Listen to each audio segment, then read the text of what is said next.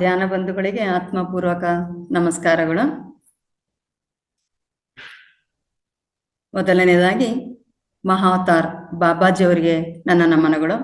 ಹಾಗೇನೆ ಎಲ್ಲರ ಗುರುಗಳು ಆಗಿರತಕ್ಕ ಬ್ರಹ್ಮಶ್ರೀ ಪಿತಾಮಹ ಡಾಕ್ಟರ್ ಸುಭಾಷ್ ಪತ್ರಿಜಿಯವರಿಗೂ ಸಹ ನನ್ನ ಪ್ರಣಾಮಗಳು. ಹಾಗೇನೆ ಈ ಒಂದು ವೇದಿಕೆಯನ್ನು ಕಲ್ಪಿಸಿ ಅವಕಾಶ ಮಾಡಿಕೊಟ್ಟಿರತಕ್ಕಂತಹ ಮಹಾವತಾರ್ ಸಂಸ್ಥೆಯ ಸಂಸ್ಥಾಪಕರು ಆಗಿರತಕ್ಕಂಥ ಡಾಕ್ಟರ್ ರಂಗನಾಥ್ ಸರ್ಗೆ ಹಾಗೂ ಅವರ ಸಿಬ್ಬಂದಿ ವರ್ಗದವರಿಗೂ ಸಹ ನನ್ನ ನಮನಗಳು. ಹಾಗೇನೆ ನನಗೆ ಜನ್ಮ ನೀಡಿದ ನನ್ನ ತಂದೆ ತಾಯಿಗೆ ಪ್ರಣಾಮವನ್ನು ತಿಳಿಸುತ್ತಾ ಈ ದಿನದ ಕಾರ್ಯಕ್ರಮವನ್ನ ಪ್ರಾರಂಭ ಮಾಡೋಣ.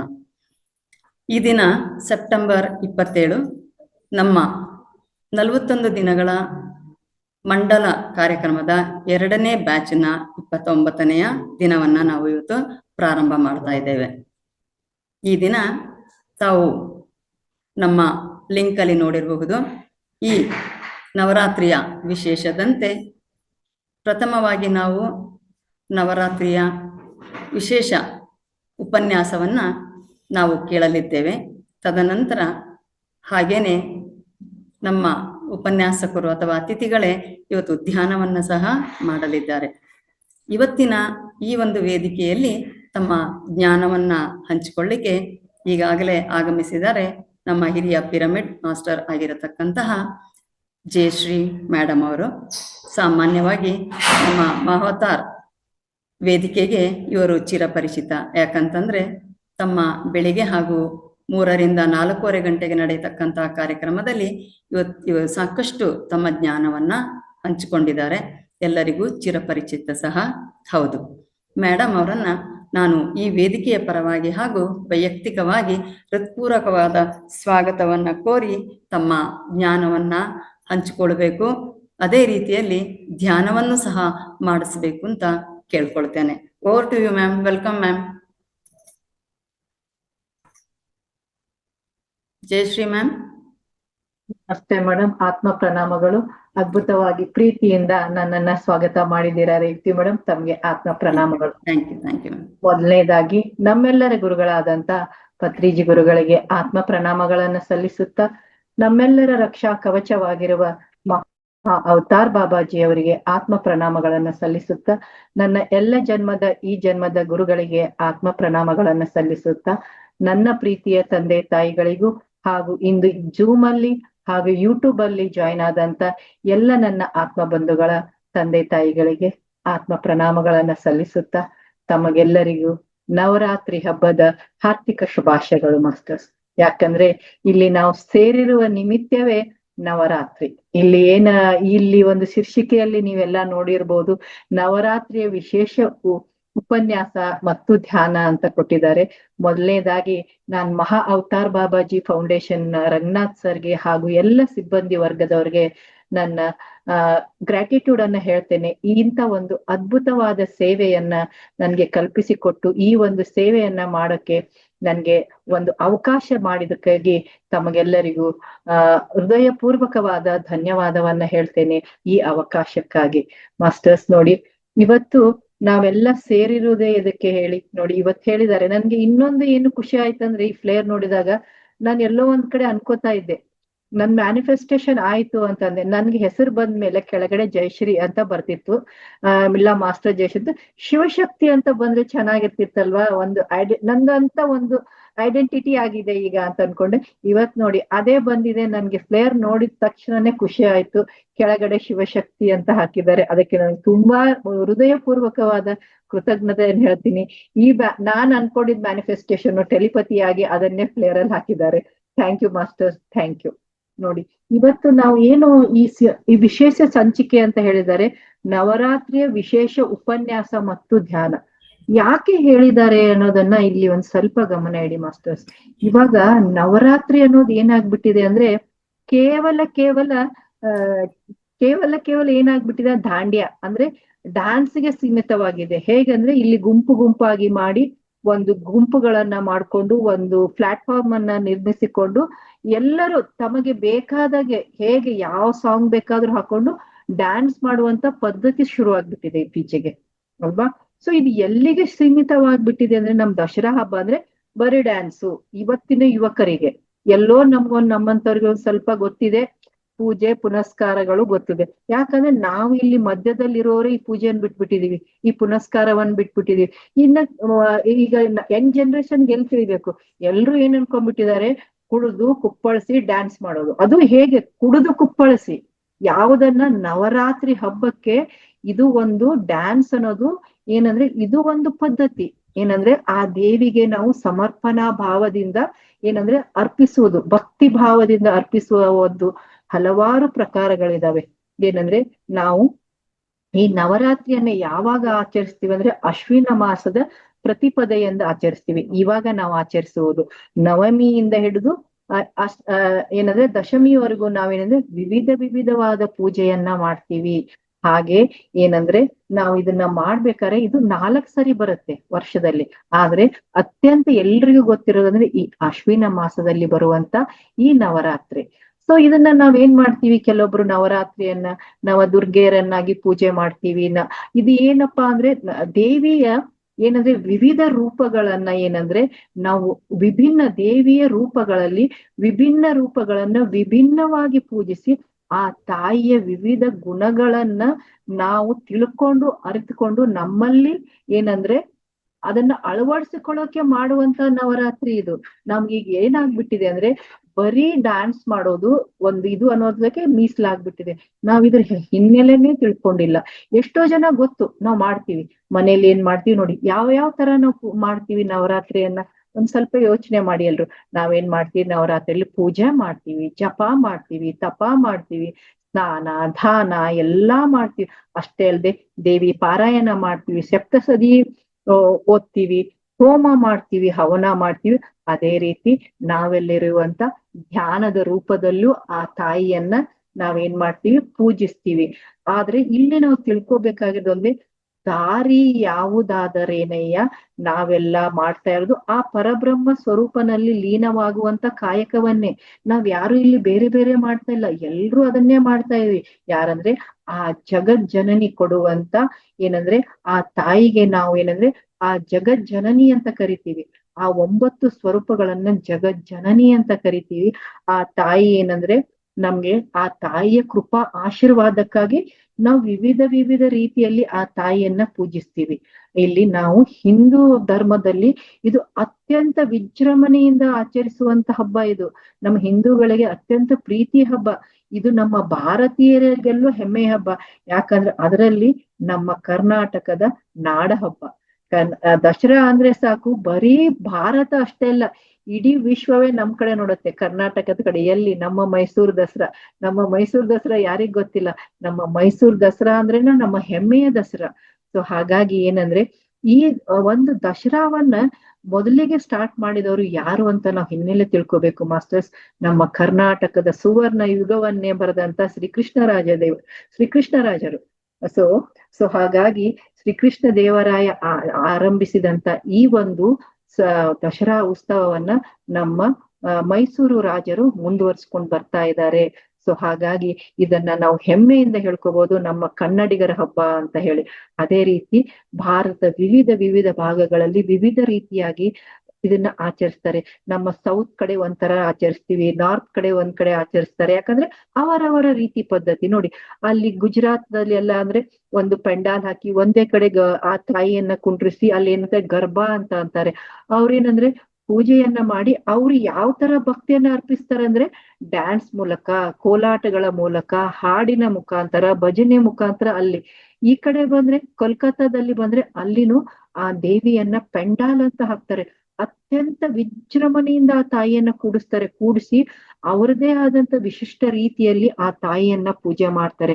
ಹಾಗೆ ಏನಂದ್ರೆ ನಾವು ನಾವು ಸೌತ್ ಅಲ್ಲಿ ಬಂದ್ರೆ ನೋಡಿ, ನಮ್ದೇ ಆದಂತ ಒಂದು ಡಿಫ್ರೆಂಟ್ ಆದ ಒಂದು ಪದ್ಧತಿ ಇದೆ. ನಾವು ಗೊಂಬೆಗಳನ್ನ ಕೂಡಿಸ್ತೀವಿ, ಹಾಗೆ ಉಪವಾಸ ಮಾಡ್ತೀವಿ, ಹಾಗೆ ಕುಮಾರಿ ಪೂಜೆಯನ್ನ ಮಾಡ್ತೀವಿ. ಹಾಗಾಗಿ ಏನಂದ್ರೆ ಈ ದಸರಾ ಹಬ್ಬ ದೊಡ್ಡವರಿಂದ ಚಿಕ್ಕವರು ಎಲ್ಲರೂ ಏನಂದ್ರೆ ಇದ್ರಲ್ಲಿ ಭಾಗಿಯಾಗ್ತೀವಿ. ಯಾಕಂದ್ರೆ ನೋಡಿ, ಬೇರೆ ಟೈಮಲ್ಲಿ ಮಕ್ಕಳನ್ನ ಕುತ್ಕೋ ಅಲ್ಲೇ ಕುತ್ಕೋ, ಅಲ್ಲಿ ಬರ್ಬೇಡ ಇಲ್ಲಿ ಬರ್ಬೇಡ, ನೀ ಇಲ್ಲಿ ಕುತ್ಕೊಂತೀವಿ. ಆದ್ರೆ ಈ ಒಂದು ಹಬ್ಬದಲ್ಲಿ ಮಕ್ಕಳನ್ನ ನಾವು ಕುಮಾರಿ ಪೂಜೆಗಾಗಿ ಕರಿತೀವಿ. ಹಾಗೆ ನಾವು ಬೇರೆ ಬೇರೆ ಟೈಮಲ್ಲಿ ಏನೇ ತಿಂಡಿಗಳನ್ನ ಮಾಡ್ರೆ ದೊಡ್ಡದಾಗಿ ಮಾಡ್ತೀವಿ. ಆದ್ರೆ ಮಕ್ಕಳನ್ನ ಕರಿತೀವಿ ಅಂತ ಅದಕ್ಕಾಗಿ ಪ್ರೀತಿಯಿಂದ ಪುಟ್ದೆಲ್ಲಾ ಮಾಡ್ತೀವಿ. ಇದು ಈ ಹಬ್ಬದ ಹಿನ್ನೆಲೆ. ಇದನ್ನ ಯಾಕೆ ಇವಾಗ್ಲೇ ಅಶ್ವಿನ ಮಾಸದಲ್ಲಿ ಆಚರಿಸ್ತಾರಂದ್ರೆ ಮಾಸ್ಟರ್ಸ್, ನಮ್ಮ ಋಷಿ ಮುನಿಗಳು ಎಷ್ಟು ಅವರಲ್ಲಿ ಎಷ್ಟು ಪ್ರಕಾರವಾದ ಮುಂದಾಲೋಚನೆ ಇತ್ತಂದ್ರೆ ಅವರು ತಿಳ್ಕೊಂಡ್ರು. ನಮಗ್ ಗೊತ್ತಿದೆ ವೈಬ್ರೇಷನ್ ಅಂದ್ರೆ ಏನು, ಎನರ್ಜಿ ಅಂದ್ರೆ ಏನು, ಅದನ್ನ ತಿಳಿದುಕೊಂಡಂತ ನಮ್ಮ ಋಷಿ ಮುನಿಗಳು ಈ ಸಮಯದಲ್ಲಿ, ಈ ಅಶ್ವಿನ ಮಾಸದಲ್ಲಿ ಭೂಮಿಯಲ್ಲಿ ಅದ್ಭುತವಾದ ಎನರ್ಜಿ ಇರುತ್ತೆ. ಈ ಟೈಮಲ್ಲಿ ಆ ತಾಯಿಯನ್ನ ಪೂಜಿಸಿದ್ರೆ, ಬೇರೆ ಟೈಮಲ್ಲಿ ಪೂಜಿಸಿದ್ರೆ ಸಿಗಲ್ವಾ? ಬೇರೆ ಟೈಮಲ್ಲಿ ಸಿಗತ್ತೆ. ಆದ್ರೆ ಈ ಟೈಮಲ್ಲಿ ನಾವು ಬೇರೆ ಟೈಮಲ್ಲಿ ಪೂಜಿಸಿದಾಗ 10ಕ್ಕೆ 10% ಸಿಗತ್ತೆ. ಈ ಟೈಮಲ್ಲಿ ನಾವೇನಾದ್ರೂ ಪೂಜಿಸಿದ್ರೆ 10ಕ್ಕೆ 100 ಸಿಗ್ಬೋದು, 1000 ಪಟ್ಟು ಸಿಗ್ಬೋದು. ಅದು ಅವರ ಆತ್ಮದ ಉನ್ನತಿ ಮೇಲೆ ಅದನ್ನ ಪಡ್ಕೋತೀವಿ. ಹಾಗಾಗಿ ಅದಕ್ಕೆ ನಮ್ಮ ಋಷಿಮುನಿಗಳು ಯಾವುದೇ ಹಬ್ಬ ಹರಿದಿನಗಳು, ನಮ್ಮ ಭಾರತದಲ್ಲಿರುವಂತ ಯಾವುದೇ ಹಬ್ಬ ಹರಿದಿನಗಳು ಸಾಮಾನ್ಯವಾದುದಲ್ಲ, ಅದರದ್ದೆಲ್ಲರದು ಒಂದು ಹಿನ್ನೆಲೆ ಇದೆ. ಅದಕ್ಕೆ ಈ ಟೈಮಲ್ಲಿ ಮಾಡುವಂತ ಪೂಜೆ, ಪುನಸ್ಕಾರ, ಧ್ಯಾನ, ಹಾಗೆ ಜ್ಞಾನಾರ್ಜನೆಯೂ ಕೂಡ. ಈಗೇನು ನಾವು ಈ ಸತ್ಸಂಗ ಮಾಡ್ತಾ ಇದೀವಲ್ಲ, ಈ ಧ್ಯಾನಾರ್ಜನೆಯೂ ಕೂಡ ನಮ್ಗ್ ಬೇಕು. ಈ ಜ್ಞಾನವಿಲ್ಲದೆ ನಾವು ಹಾಗೆ ನಮ್ಮ ಮನೇಲಿ ಅಮ್ಮ ಮಾಡ್ತಾ ಇದ್ರು, ನಮ್ಮ ಅತ್ತೆ ಮಾಡ್ತಾ ಇದ್ರು, ನಾವು ಮಾಡ್ತಾ ಇದೀವಿ. ಇಲ್ಲ ಅಕ್ಕದ ಮನೆಯವ್ರು ಯಾರೋ ಮಾಡಿದ್ರು, ಅದಕ್ಕೆ ನಾನ್ ಮಾಡ್ತಾ ಇದ್ದೀನಿ. ನಾನು ಯಾರೋ ಒಂದು ಯೂಟ್ಯೂಬ್ ಅಲ್ಲಿ ಹೇಳಿದೆ, ಅದನ್ನ ಕೇಳಿದೆ, ಮಾಡಿದೆ. ಇಷ್ಟೇ ನಮ್ ಕತೆ ಆಗಿದೆ. ಅಷ್ಟೇ ಅಲ್ಲದೆ ನಾವು ಹಲವಾರು ಯೂಟ್ಯೂಬ್ ಅಲ್ಲಿ, ಹಲವಾರು ಧ್ಯಾನದ ಕ್ಲಾಸ್ ಅಲ್ಲಿ 9 ದೇವಿಗಳ ಬಗ್ಗೆ ನಾವು ತಿಳ್ಕೊಂಡಿದೀವಿ. ಆ ತಾಯಿ ಯಾರು, ಇವತ್ ಯಾರು ಬರ್ತಾರೆ, ಏನು, ಆ ಕಲರ್ ಏನು, ಇವತ್ತೇನು ನಾವು ನೈವೇದ್ಯ ಮಾಡೋಕೆ ಎಲ್ಲ ತಿಳ್ಕೊಂಡಿದೀವಿ. ಆದ್ರೆ ಆ ತಾಯಿ ಏನು ಸಂಕೇತವನ್ನ ಹೇಳಕ್ಕೆ ನಮಗೆ ಬಂದಿದ್ದಾಳೆ ಅನ್ನೋದನ್ನೇ ನಾವ್ ಎಷ್ಟೋ ಜನರಿಗೆ ಗೊತ್ತಿಲ್ಲ. ಇಲ್ಲಿ ಇರೋರಿಗೆ ಕೆಲವೊಬ್ರಿಗೆ ಏನಂದ್ರೆ ಗೊತ್ತಿರ್ಬೋದು, ಗೊತ್ತಿಲ್ಲ ಅಂತ ಹೇಳಲ್ಲ, ಆದರೆ ಅಲ್ಪ ಜನರಿಗೆ ಮಾತ್ರ ಗೊತ್ತು. ಈ ತಾಯಿ ಬರೋದು ನಾವು ಯಾರನ್ನ ಪೂಜಿಸ್ತೀವಿ ದಸರಾದಲ್ಲಿ ಅಂತಂದ್ರೆ, ನಾವೆಲ್ಲರೂ ಏನಂದ್ರೆ ಆ ಪಾರ್ವತಿ ಸ್ವರೂಪವನ್ನ, ಆ ಪಾರ್ವತಿಯ 9 ಸ್ವರೂಪಗಳನ್ನ, ಆ ತಾಯಿಯಲ್ಲಿರುವ 9 ವಿಧವಾದ ರೂಪಗಳನ್ನ 9 ವಿಧದಲ್ಲಿ ಪೂಜಿಸಿ ಕೊನೆಯ ದಿವಸ ವಿಜಯದಶಮಿ ಅಂತೀವಿ. ಯಾಕೆ ಮೊದಲಿಗೆ ವಿಜಯದಶಮಿ ಅನ್ಲಿಲ್ಲ? 9 ದಿವಸಗಳ ಕಳೆದ ಮೇಲೆ ಯಾಕೆ ವಿಜಯದಶಮಿ ಅಂತ ಅಂತಾರೆ ಅನ್ನೋದನ್ನ ಕ್ವಶನ್ ಮಾರ್ಕ್ ಹಾಕೊಳ್ಳಿ. ನೋಡಿ, ಒಂದ್ ಸ್ವಲ್ಪ ಯೋಚನೆ ಮಾಡೋಣ, ನಾವೆಲ್ರೂ ಮಂಥನ ಮಾಡೋಣ ಇಲ್ಲಿ. ಯಾಕಂದ್ರೆ 9 ದಿನಗಳಲ್ಲಿ ತಾಯಿ 9 ವಿಧ ರೂಪಗಳಲ್ಲಿ, ವಿಭಿನ್ನ ರೂಪದಲ್ಲಿ ಬಂದು ತನ್ನ ವಿಶಿಷ್ಟ ಗುಣಗಳನ್ನ ನಮಗೆ ತಿಳಿಸ್ತಾ ಇದ್ದಾಳೆ. ನೀವು ತಿಳ್ಕೊಳ್ಳಿ. ಆ ತಾಯಿಯನ್ನ ಅರ್ಥಕೊಂಡು, ಆ ತಾಯಿಯನ್ನ ಆ ಪೂಜೆಯ ಮುಖಾಂತರ ನಾವು ಯಾವ್ದೇ ದಾರಿಯಲ್ಲಿ ಇರ್ಲಿ, ಆ ದಾರಿಯಲ್ಲಿ ಆ ತಾಯಿಯನ್ನ ನಾವು ಏನಂದ್ರೆ ಆ ತಾಯಿಯೊಂದಿಗೆ ಅನುಸಂಧಾನ ಮಾಡ್ಕೊಂಡಾಗ ಆ ಗುಣಗಳನ್ನು ನಮ್ಗೆ ಕೊಡುವುದಕ್ಕೆ ಬರ್ತಾಳೆ ತಾಯಿ, ಹೊರತಾಗಿ ಅವಳನ್ನೇ ಅವಳು ಪ್ರತಿನಿಧಿಸ್ತಾ ಇದ್ದಾಳೆ. ಏನು ಇವಾಗ ನಮಗ್ ಗೊತ್ತು, ನಮ್ಗೆಲ್ಲ ಹಿನ್ನೆಲೆ ಗೊತ್ತು. ಏನಂದ್ರೆ ದಂತಕಥೆ ಅಲ್ಲ, ಇವೆಲ್ಲ ಹಿನ್ನೆಲೆಗಳು, ನಮ್ಮ ಪೌರಾಣಿಕ ಹಿನ್ನೆಲೆಗಳು ಏನಿದೆ ಅಂದ್ರೆ ನಮ್ಗೆಲ್ಲ ಗೊತ್ತು. ಏನಂದ್ರೆ ಈಗ ನೋಡಿ, ನಮ್ಮ ಜೀವನವನ್ನ ಇಲ್ಲಿ ಒಂದ್ ಸ್ವಲ್ಪ ಕೂಡಿಸಿಕೊಂಡು ನೋಡಿ. ಇಲ್ಲಿ ಪಾರ್ವತಿ ದೇವಿ ನಾವು ಬೇರೆಯಲ್ಲ. ಇವತ್ತು ನಾನು ಹೇಳ್ಬೇಕಾಗಿರುವಂತ ಒಂದು ಅಂಶ ಮುಖ್ಯವಾದದ್ದೇನಂದ್ರೆ, ಪಾರ್ವತಿಯೂ ಬೇರೆಯಲ್ಲ, ನಾನು ಬೇರೆ ಅಲ್ಲ. ನನ್ನೊಳಗೇನೂ ಪಾರ್ವತಿ ಇದ್ದಾಳೆ, ನಾನೂ ದೇವಿನೇ, ನಾನೂ ದುರ್ಗೆಯೇ ಅಂತ ನಾವು ಇವತ್ತು ಸ್ಪಷ್ಟವಾಗಿ ತಿಳ್ಕೊಬೇಕು ಮಾಸ್ಟರ್. ಬರೀ ದುರ್ಗೆ ಅಂದ್ರೆ ಬರೀ ಹೆಣ್ಮಕ್ಳಿಗ ಇಲ್ಲ, ಇಲ್ಲಿ ಹೆಣ್ಣು ಗಂಡು ಅನ್ನೋ ಭೇದ ಇಲ್ಲ. ಇಲ್ಲಿ ಪ್ರತಿಯೊಂದು ಹೆಣ್ಮಕ್ಳಲ್ಲೂ ಏನಂದ್ರೆ ಶಿವನು ಇದ್ದಾನೆ, ಶಕ್ತಿಯೂ ಇದ್ದಾಳೆ. ಶಿವಶಕ್ತಿಯ ಸಮ್ಮೇಳನವಾದಾಗ್ಲೇನೆ ನಾವು ಒಂದು ಪರ್ಸನಾಲಿಟಿ ಆಗೋಕೆ ಸಾಧ್ಯ, ಒಂದು ವ್ಯಕ್ತಿತ್ವವನ್ನು ಹೊಂದ್ಕೋಕ್ ಸಾಧ್ಯ. ಅದನ್ನೇ ಆ ತಾಯಿ ನಮಗೆ ಸಾಂಕೇತಿಕವಾಗಿ 9 ದಿನಗಳವರೆಗೆ ಬಂದು ನಮಗ್ ತಿಳಿ ಹೇಳ್ತಾ ಇದ್ದಾಳೆ. ನಾವೇನ್ ಮಾಡ್ತಾ ಇದೀವಿ? ಆ ತಾಯಿಯ ರೂಪ, ಆ ತಾಯಿ ಇವತ್ತು ಬ್ರಹ್ಮಚಾರಿಣಿಯಾಗಿ ಬಂದ್ಲು, ಇವತ್ತು ಶೈಲಪುತ್ರಿಯಾಗಿ ಬಂದ್ಲು, ಅಷ್ಟೇ.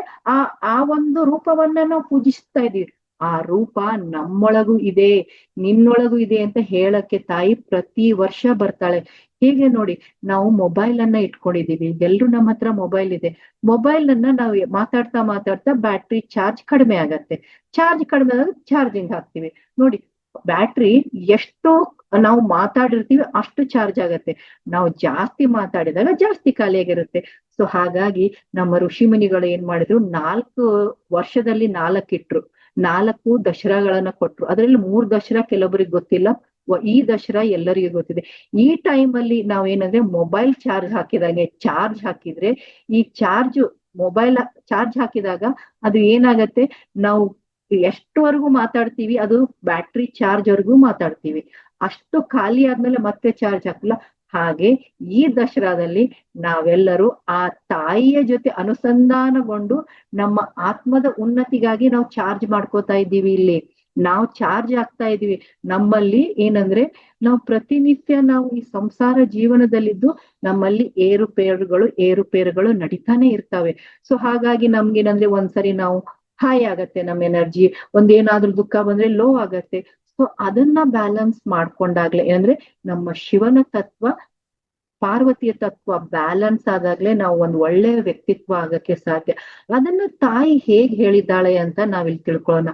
ನಮ್ಗೆಲ್ರಿಗೂ ಗೊತ್ತು ತಾರಕಾಸುರನ ವಧೆ ಅಂತ, ನಮ್ಗೆಲ್ರಿಗೂ ಗೊತ್ತು, ಪೌರಾಣದಲ್ಲಿ ನಮ್ಗೆ ಗೊತ್ತು. ಏನಂದ್ರೆ ಈ ತಾಯಿ 9 ದಿನಗಳು ಆಗೋಕೆ ಕಾರಣಭೂತ ಏನಂದ್ರೆ ನೋಡಿ, ಎಲ್ಲದಕ್ಕೂ ಹೇಳ್ತಾರೆ ಯಾವುದೇ ಒಂದು ಕಾರ್ಯ ನಡಿಬೇಕಾದ್ರೆ ಅದಕ್ಕೆ ಒಂದು ಕಾರಣ ಇರತ್ತಂತೆ.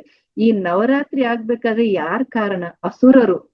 ತಿಳ್ಕೊಳ್ಳಿ, ಎಲ್ಲದಕ್ಕೂ ಒಳ್ಳೇದೇ ಅಲ್ಲ. ನಾವ್ ಯಾವಾಗ್ಲೂ ಏನಂತೀವಿ, ಅಯ್ಯೋ ಮೇಡಮ್ ನಮ್ ಜೀವನದಲ್ಲಿ ಎಷ್ಟ್ ಕೆಟ್ಟ ಆಯ್ತಲ್ಲ, ಆ ಕೆಟ್ಟದ್ದೇ ನಮ್ಗೆ ಒಳ್ಳೇದ್ ಮಾಡ್ತಾ ಇರತ್ತೆ. ನೋಡಿ, ಇವತ್ತು ತಾರಕಾಸುರ ಮಾಡಿದಂತ ಒಂದು ಹೇಳ್ತಾರೆ, ಇದಕ್ಕೆ ನಾನ್ ನರಿ ಬುದ್ಧಿ ಅಂತ ಹೇಳ್ತೀನಿ, ದುರ್ಬುದ್ಧಿ ಅನ್ನೋದು ಬೇಡ, ನರಿ ಬುದ್ಧಿ ಮಾಡ್ತಾನೆ ಅವನು. ಏನಂದ್ರೆ ನಮ್ಗೆಲ್ರಿಗೂ ಗೊತ್ತು, ಸತೀದೇವಿ ಸತಿ ಆದ ತಕ್ಷಣ ಅಂದ್ರೆ ಹೋಮಕುಂಡದಲ್ಲಿ ಸತಿ ಆದ ತಕ್ಷಣ ಶಿವ ವಿರಹ ವೇದನೆ ಅಂತಾಳಾರ್ದೆ ಆ ಧಗಧಗಿಸುವ ಆ ತಾಯಿಯ ಶರೀರವನ್ನು ಹಿಡ್ಕೊಂಡು ಬ್ರಹ್ಮಾಂಡವೆಲ್ಲ ಕೂಗಾಡ್ಬಿಡ್ತಾನಂತೆ.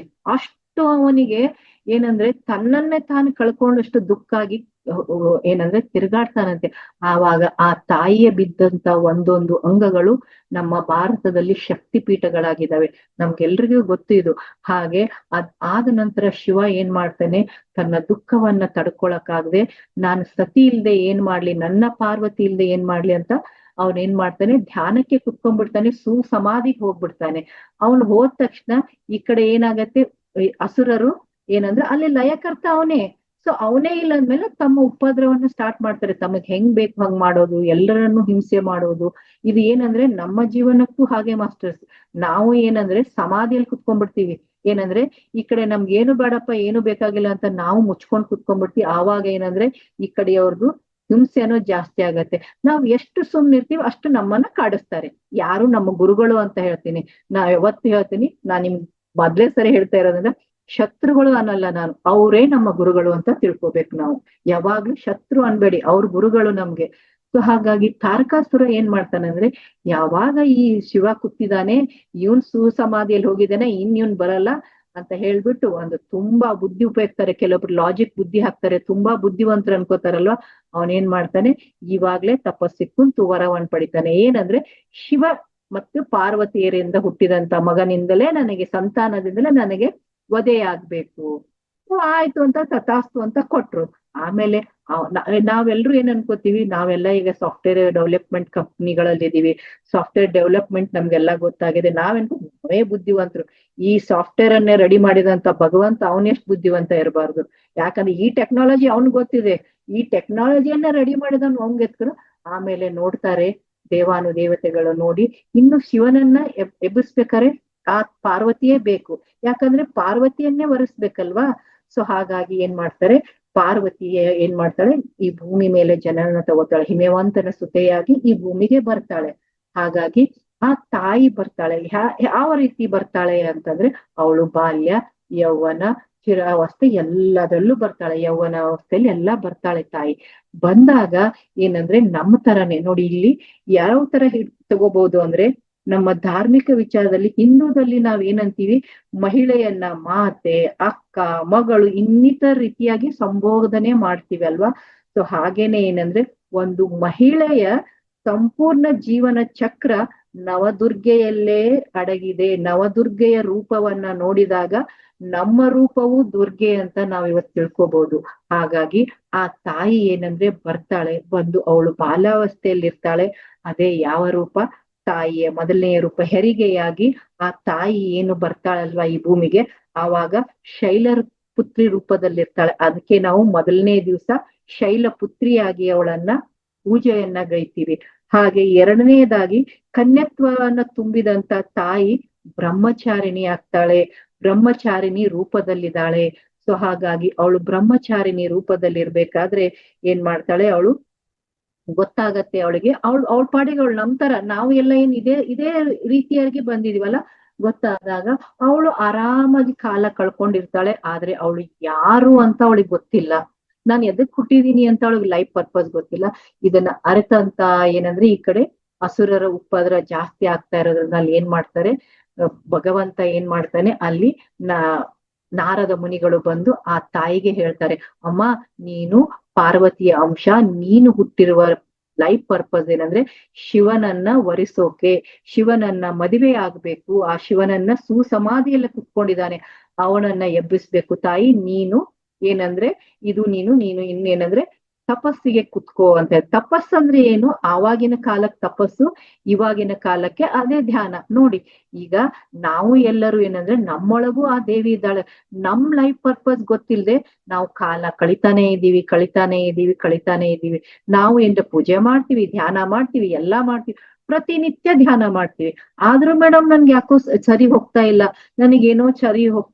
ನನ್ಗೆ ಯಾಕೋ ಸ್ಯಾಟಿಸ್ಫ್ಯಾಕ್ಷನ್ ಆಗ್ತಾ ಇಲ್ಲ, ನನ್ಗೆ ಯಾಕೋ ಇನ್ನೂ ಸ್ಯಾಟಿಸ್ಫ್ಯಾಕ್ಷನ್ ಇಲ್ಲ ಅಂತ. ಇನ್ ಕೆಲವೊಬ್ರು ಧ್ಯಾನಕ್ಕೆ ಬಂದಿದ್ದಾರೆ ರೋಗಗಳನ್ನ ಕಳ್ಕೊಳಕ್ಕೆ, ಕೆಲವೊಬ್ರು ಕಷ್ಟಗಳನ್ನು ಹೋಗ್ಲಿ ಅಂತ. ಆದ್ರೆ ನಾನು ಬಂದಿರುವ ಲೈಫ್ ಪರ್ಪಸ್ ಏನು ಅಂತ ತಿಳ್ಕೊಂಡಂತ ತಾಯಿ ಏನ್ ಮಾಡ್ತಾಳೆ, ಆಯ್ತು ಅಂತ ತಿಳ್ಕೊಂಡು ಏನ್ ಮಾಡ್ತಾಳೆ, ತಪಸ್ಸಿಗೆ ಯಾಕೆ ತಪಸ್ಸಿಗೆ ಕುತ್ಕೋತಾಳೆ ಅಂದ್ರೆ ನೋಡಿ, ಶಿವನ ಶಕ್ತಿ ಇಲ್ಲಿ ಹೈಯೆಸ್ಟ್ ಅಲ್ಲಿ ಇದೆ, ಪಾರ್ವತಿ ಗೊತ್ತಿಲ್ಲ ಇನ್ನು, ಅವಳು ಯಾವುದೇ ರೀತಿಯಾದಂತ ಏನಂದ್ರೆ ತಪಸ್ಸನ್ನ ಸಾಧನೆಯನ್ನ ಮಾಡಿಲ್ಲ. ಸೊ ಹಾಗಾಗಿ ಅವಳು ಸಾಧನೆ ಮಾಡಿ ತಾನೇ ಆ ಶಿವನನ್ನ ಪಡ್ಕೋಬೇಕು. ಆವಾಗ ತಾಯಿ ತಪಸ್ಸಿಗೆ ಕುಂತು ಆ ಶಿವನ ಸಮನಾದಂತ ಸಾಧನೆಯನ್ನ ಗೈತಾಳೆ. ಯಾವಾಗ ಅಂದ್ರೆ ಅವಳು ಮದುವೆಗೆ ಮುಂಚೆ ಪರಿಶುದ್ಧಳಾದಂತ ಚಂದ್ರನಂತೆ ಹೊಳಿತಾ ಇರ್ತಾಳಂತೆ. ಹಾಗೆ ನಾವು ಎಲ್ಲರೂ ಮದುವೆ ಟೈಮಲ್ಲಿ ಆ ತರ ಚಂದ್ರನಂತೆ ಹೊಳಿತಾ ಇರ್ತೀವಿ ನೋಡಿ. ಅದಕ್ಕೆ ಹಸ್ಬೆಂಡ್ಗಳಿಗೂ ಏನಂದ್ರೆ ನಮ್ಗೆ ಒಂದೊಂದ್ಸರಿ ಜೋಕ್ ಮಾಡ್ತಾ ಇರ್ತಾರೆ, ಮದ್ವೆ ಆಗಿದ್ದೀವಳೇನಾ ಅವಾಗ ಹೆಂಗೋ ಇದ್ಲು ಅಂತ ಹೇಳ್ತಾರೆ. ಯಾಕಂದ್ರೆ ನಾವು ಅವಾಗ ನಮ್ಮ ಯುವಾವಸ್ಥೆಯಲ್ಲಿ ನಾವು ಎಲ್ಲರೂ ಚಂದ್ರನಂತೆ ಹೊಳಿತಾ ಇದೀವಿ. ಯಾಕಂದ್ರೆ ನಮ್ಮಲ್ಲಿ ಅಲ್ಲಿ ಕನ್ಯತ್ವ ಅನ್ನೋದಿತ್ತು, ಹಾಗಾಗಿ ನಾವು ಅಷ್ಟೇ ಚೆನ್ನಾಗಿದ್ವಿ. ಅದನ್ನೇ ನೋಡಿ ನಮ್ಮ ಪತಿ ನಮ್ಮನ್ನ ಒಪ್ಕೊಂಡಿದ್ದಾರೆ.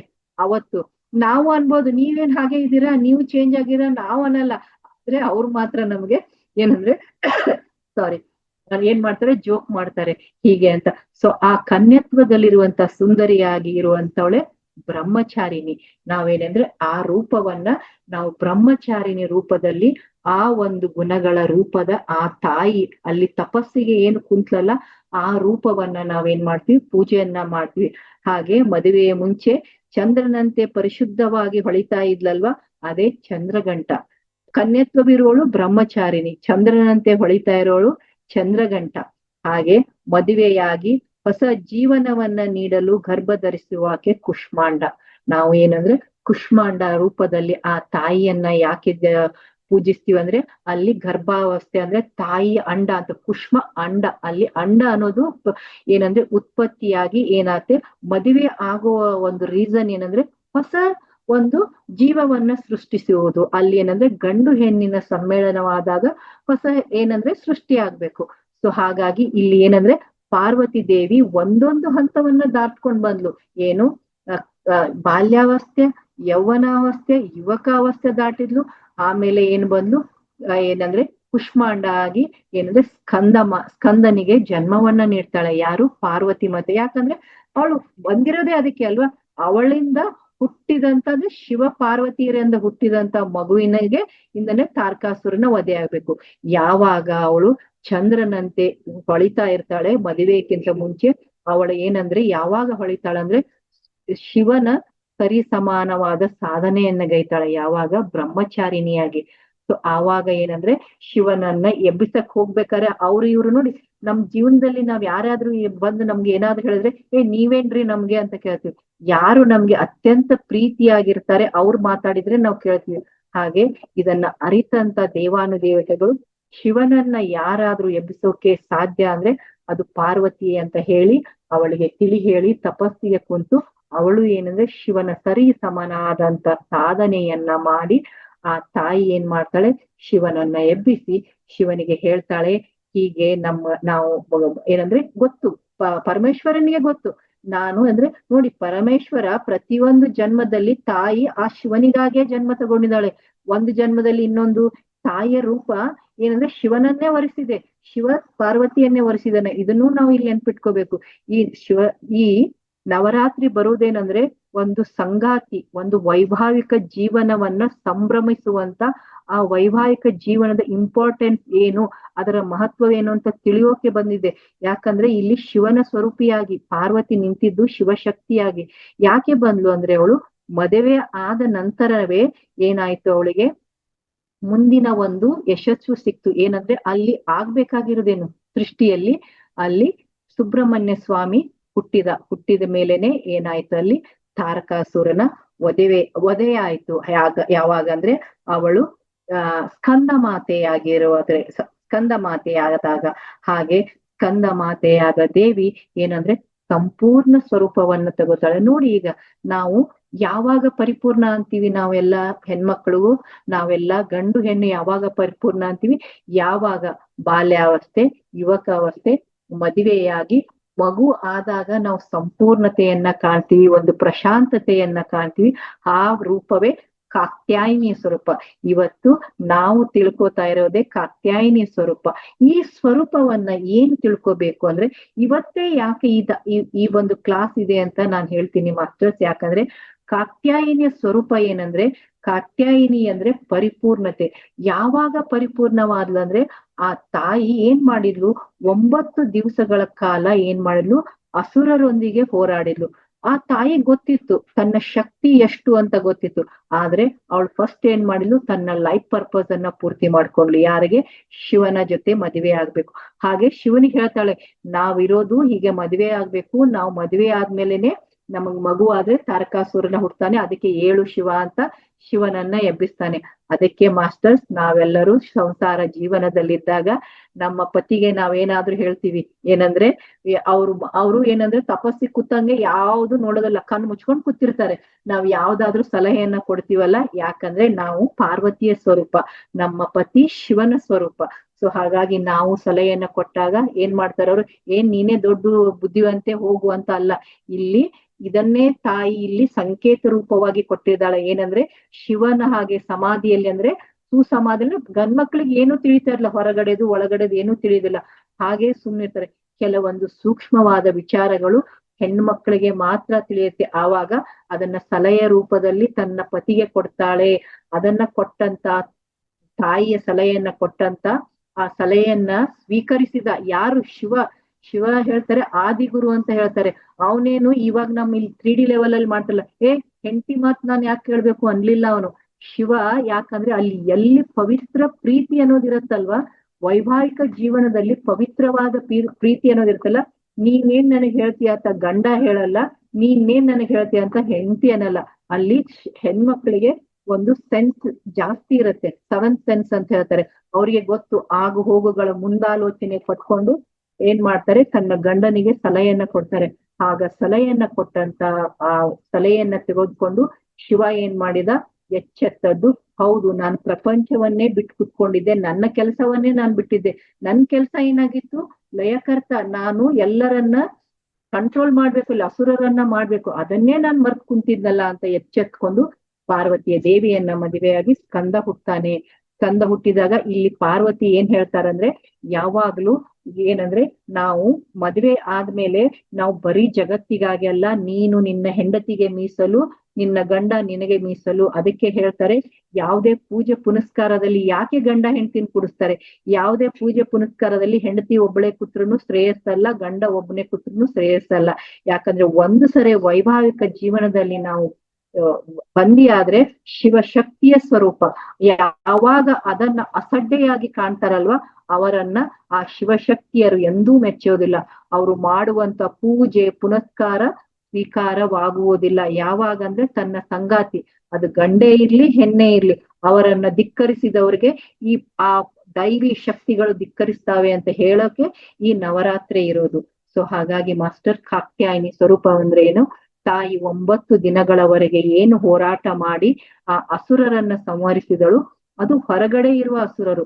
ನಮ್ಮ ಒಳಗಡೆ ಇರುವ ಅಸುರರು ಯಾರು ಅಂದ್ರೆ, ಇದು ಸಾಂಕೇತ ರೂಪದವಾಗಿ ನಾವು ದಸರಾ ಅಂದ್ರೆ ಏನಂತೀವಿ, ಕೆಟ್ಟದರ ವಿರುದ್ಧ ಜಯವನ್ನು ಗಳಿಸುವುದು ಅಂತ ಹೇಳ್ತೀವಲ್ವಾ.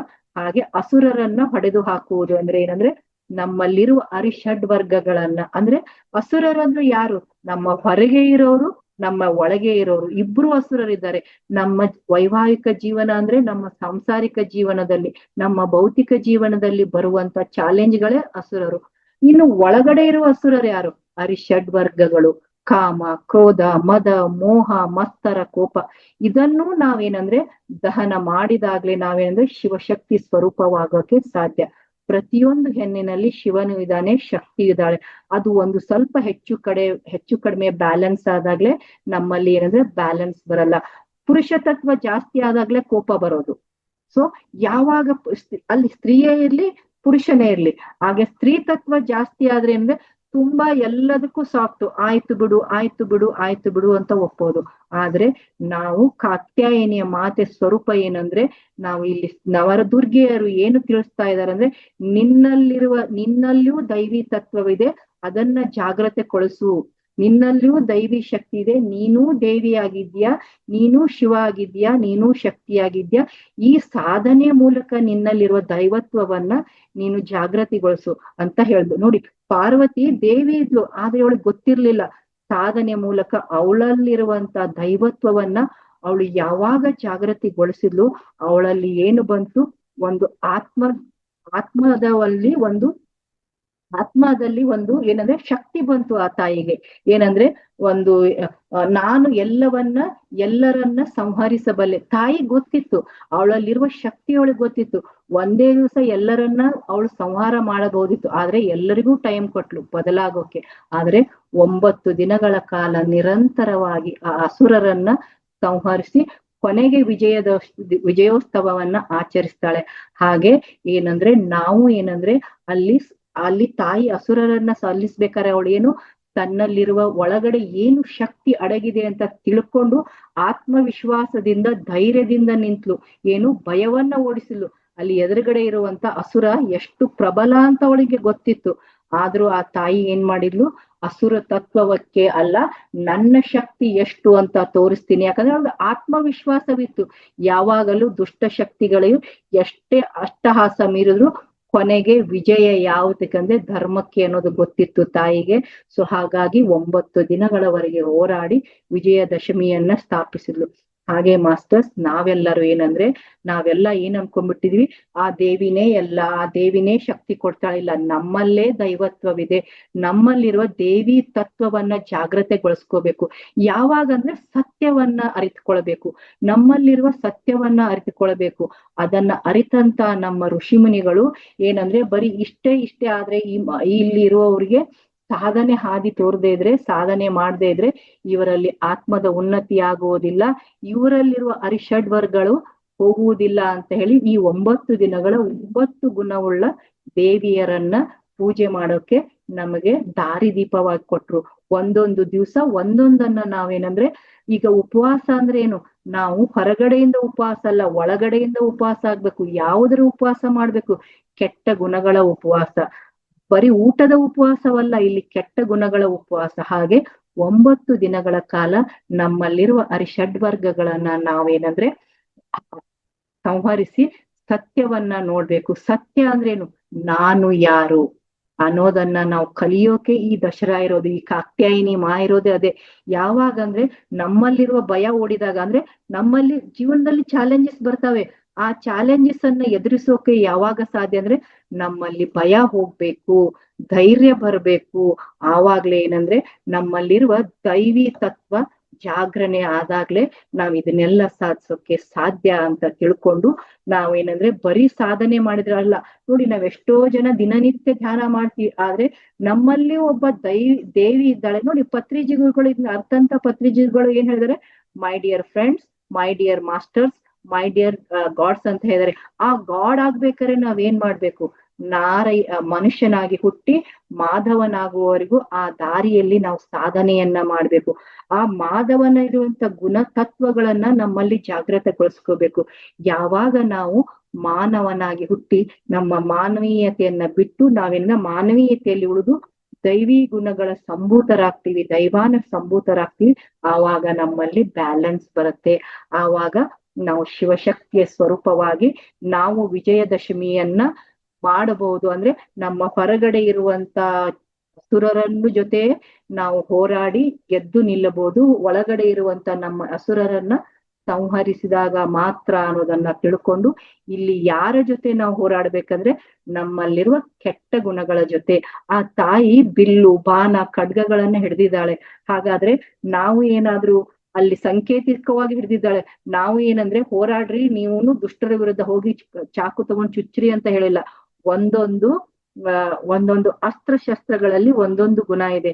ತಾಯಿ ಏನ್ ಹೇಳ್ತಾಳೆ ಅಂದ್ರೆ, ನಿನ್ನಲ್ಲಿರುವ ಅಸುರಿ ಗುಣಗಳನ್ನ ಕೊಂದು ಹಾಕಿ ನಿನ್ನಲ್ಲಿರುವ ದೈವತ್ವದಿಂದ ನಿನ್ನ ಎದುರುಗಡೆ ಇರುವಂತ ಯಾವ ವ್ಯಕ್ತಿ ನಿನಗೆ ಚಾಲೆಂಜ್ ಕೊಡ್ತಾ ಇದ್ದಾನೆ ಅವನಿಗೆ ನಿನ್ನ ಪ್ರೀತಿಯ ಬಾಣವನ್ನ ಬಿಟ್ಟು ಅವನನ್ನ ಗೆಲ್ಲು ಅಂತ ಹೇಳಿದಾಳೆ. ಇಲ್ಲಿ ಹೋರಾಟ ಮಾಡು, ರಕ್ತಪಾತ ಮಾಡು, ಹಿಂಸೆ ಮಾಡು ಅಂತ ಹೇಳ್ತಾ ಇಲ್ಲ.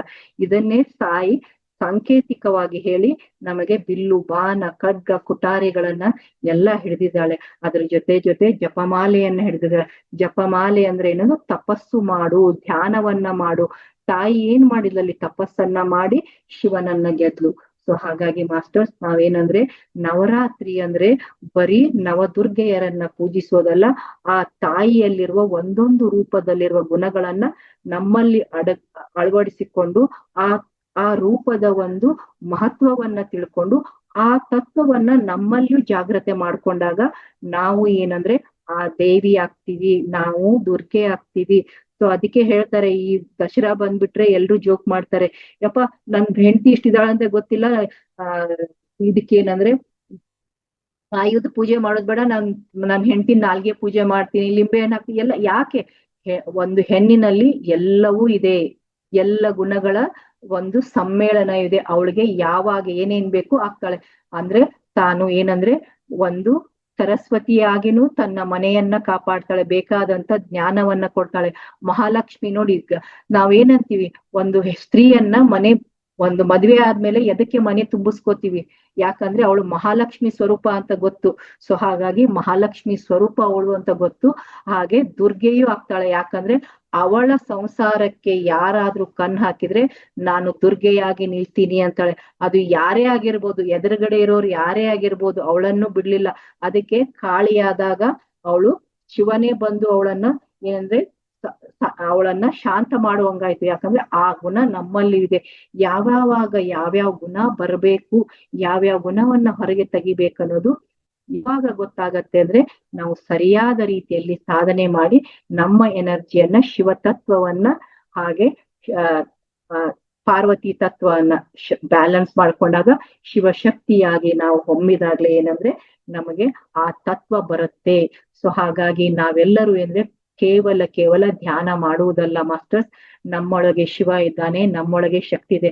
ನಮ್ಗೆಲ್ಲರಿಗೂ ಗೊತ್ತು ಶಿವಶಕ್ತಿ ಇಂಗ್ಯಾಂಗ್ ಎನರ್ಜಿ, ಆ ಎರಡು ಉಸಿರಿನ ಸಮ್ಮೇಳನವಾದಾಗ ಏನಂದ್ರೆ ನಮ್ಮ ಸುಷ್ಮುಮ್ನ ನಾಡಿ ಓಪನ್ ಆಗತ್ತೆ, ಆವಾಗ್ಲೇ ನಾವು ಸಮಾಧಿಗೆ ಹೋಗ್ತೀವಿ.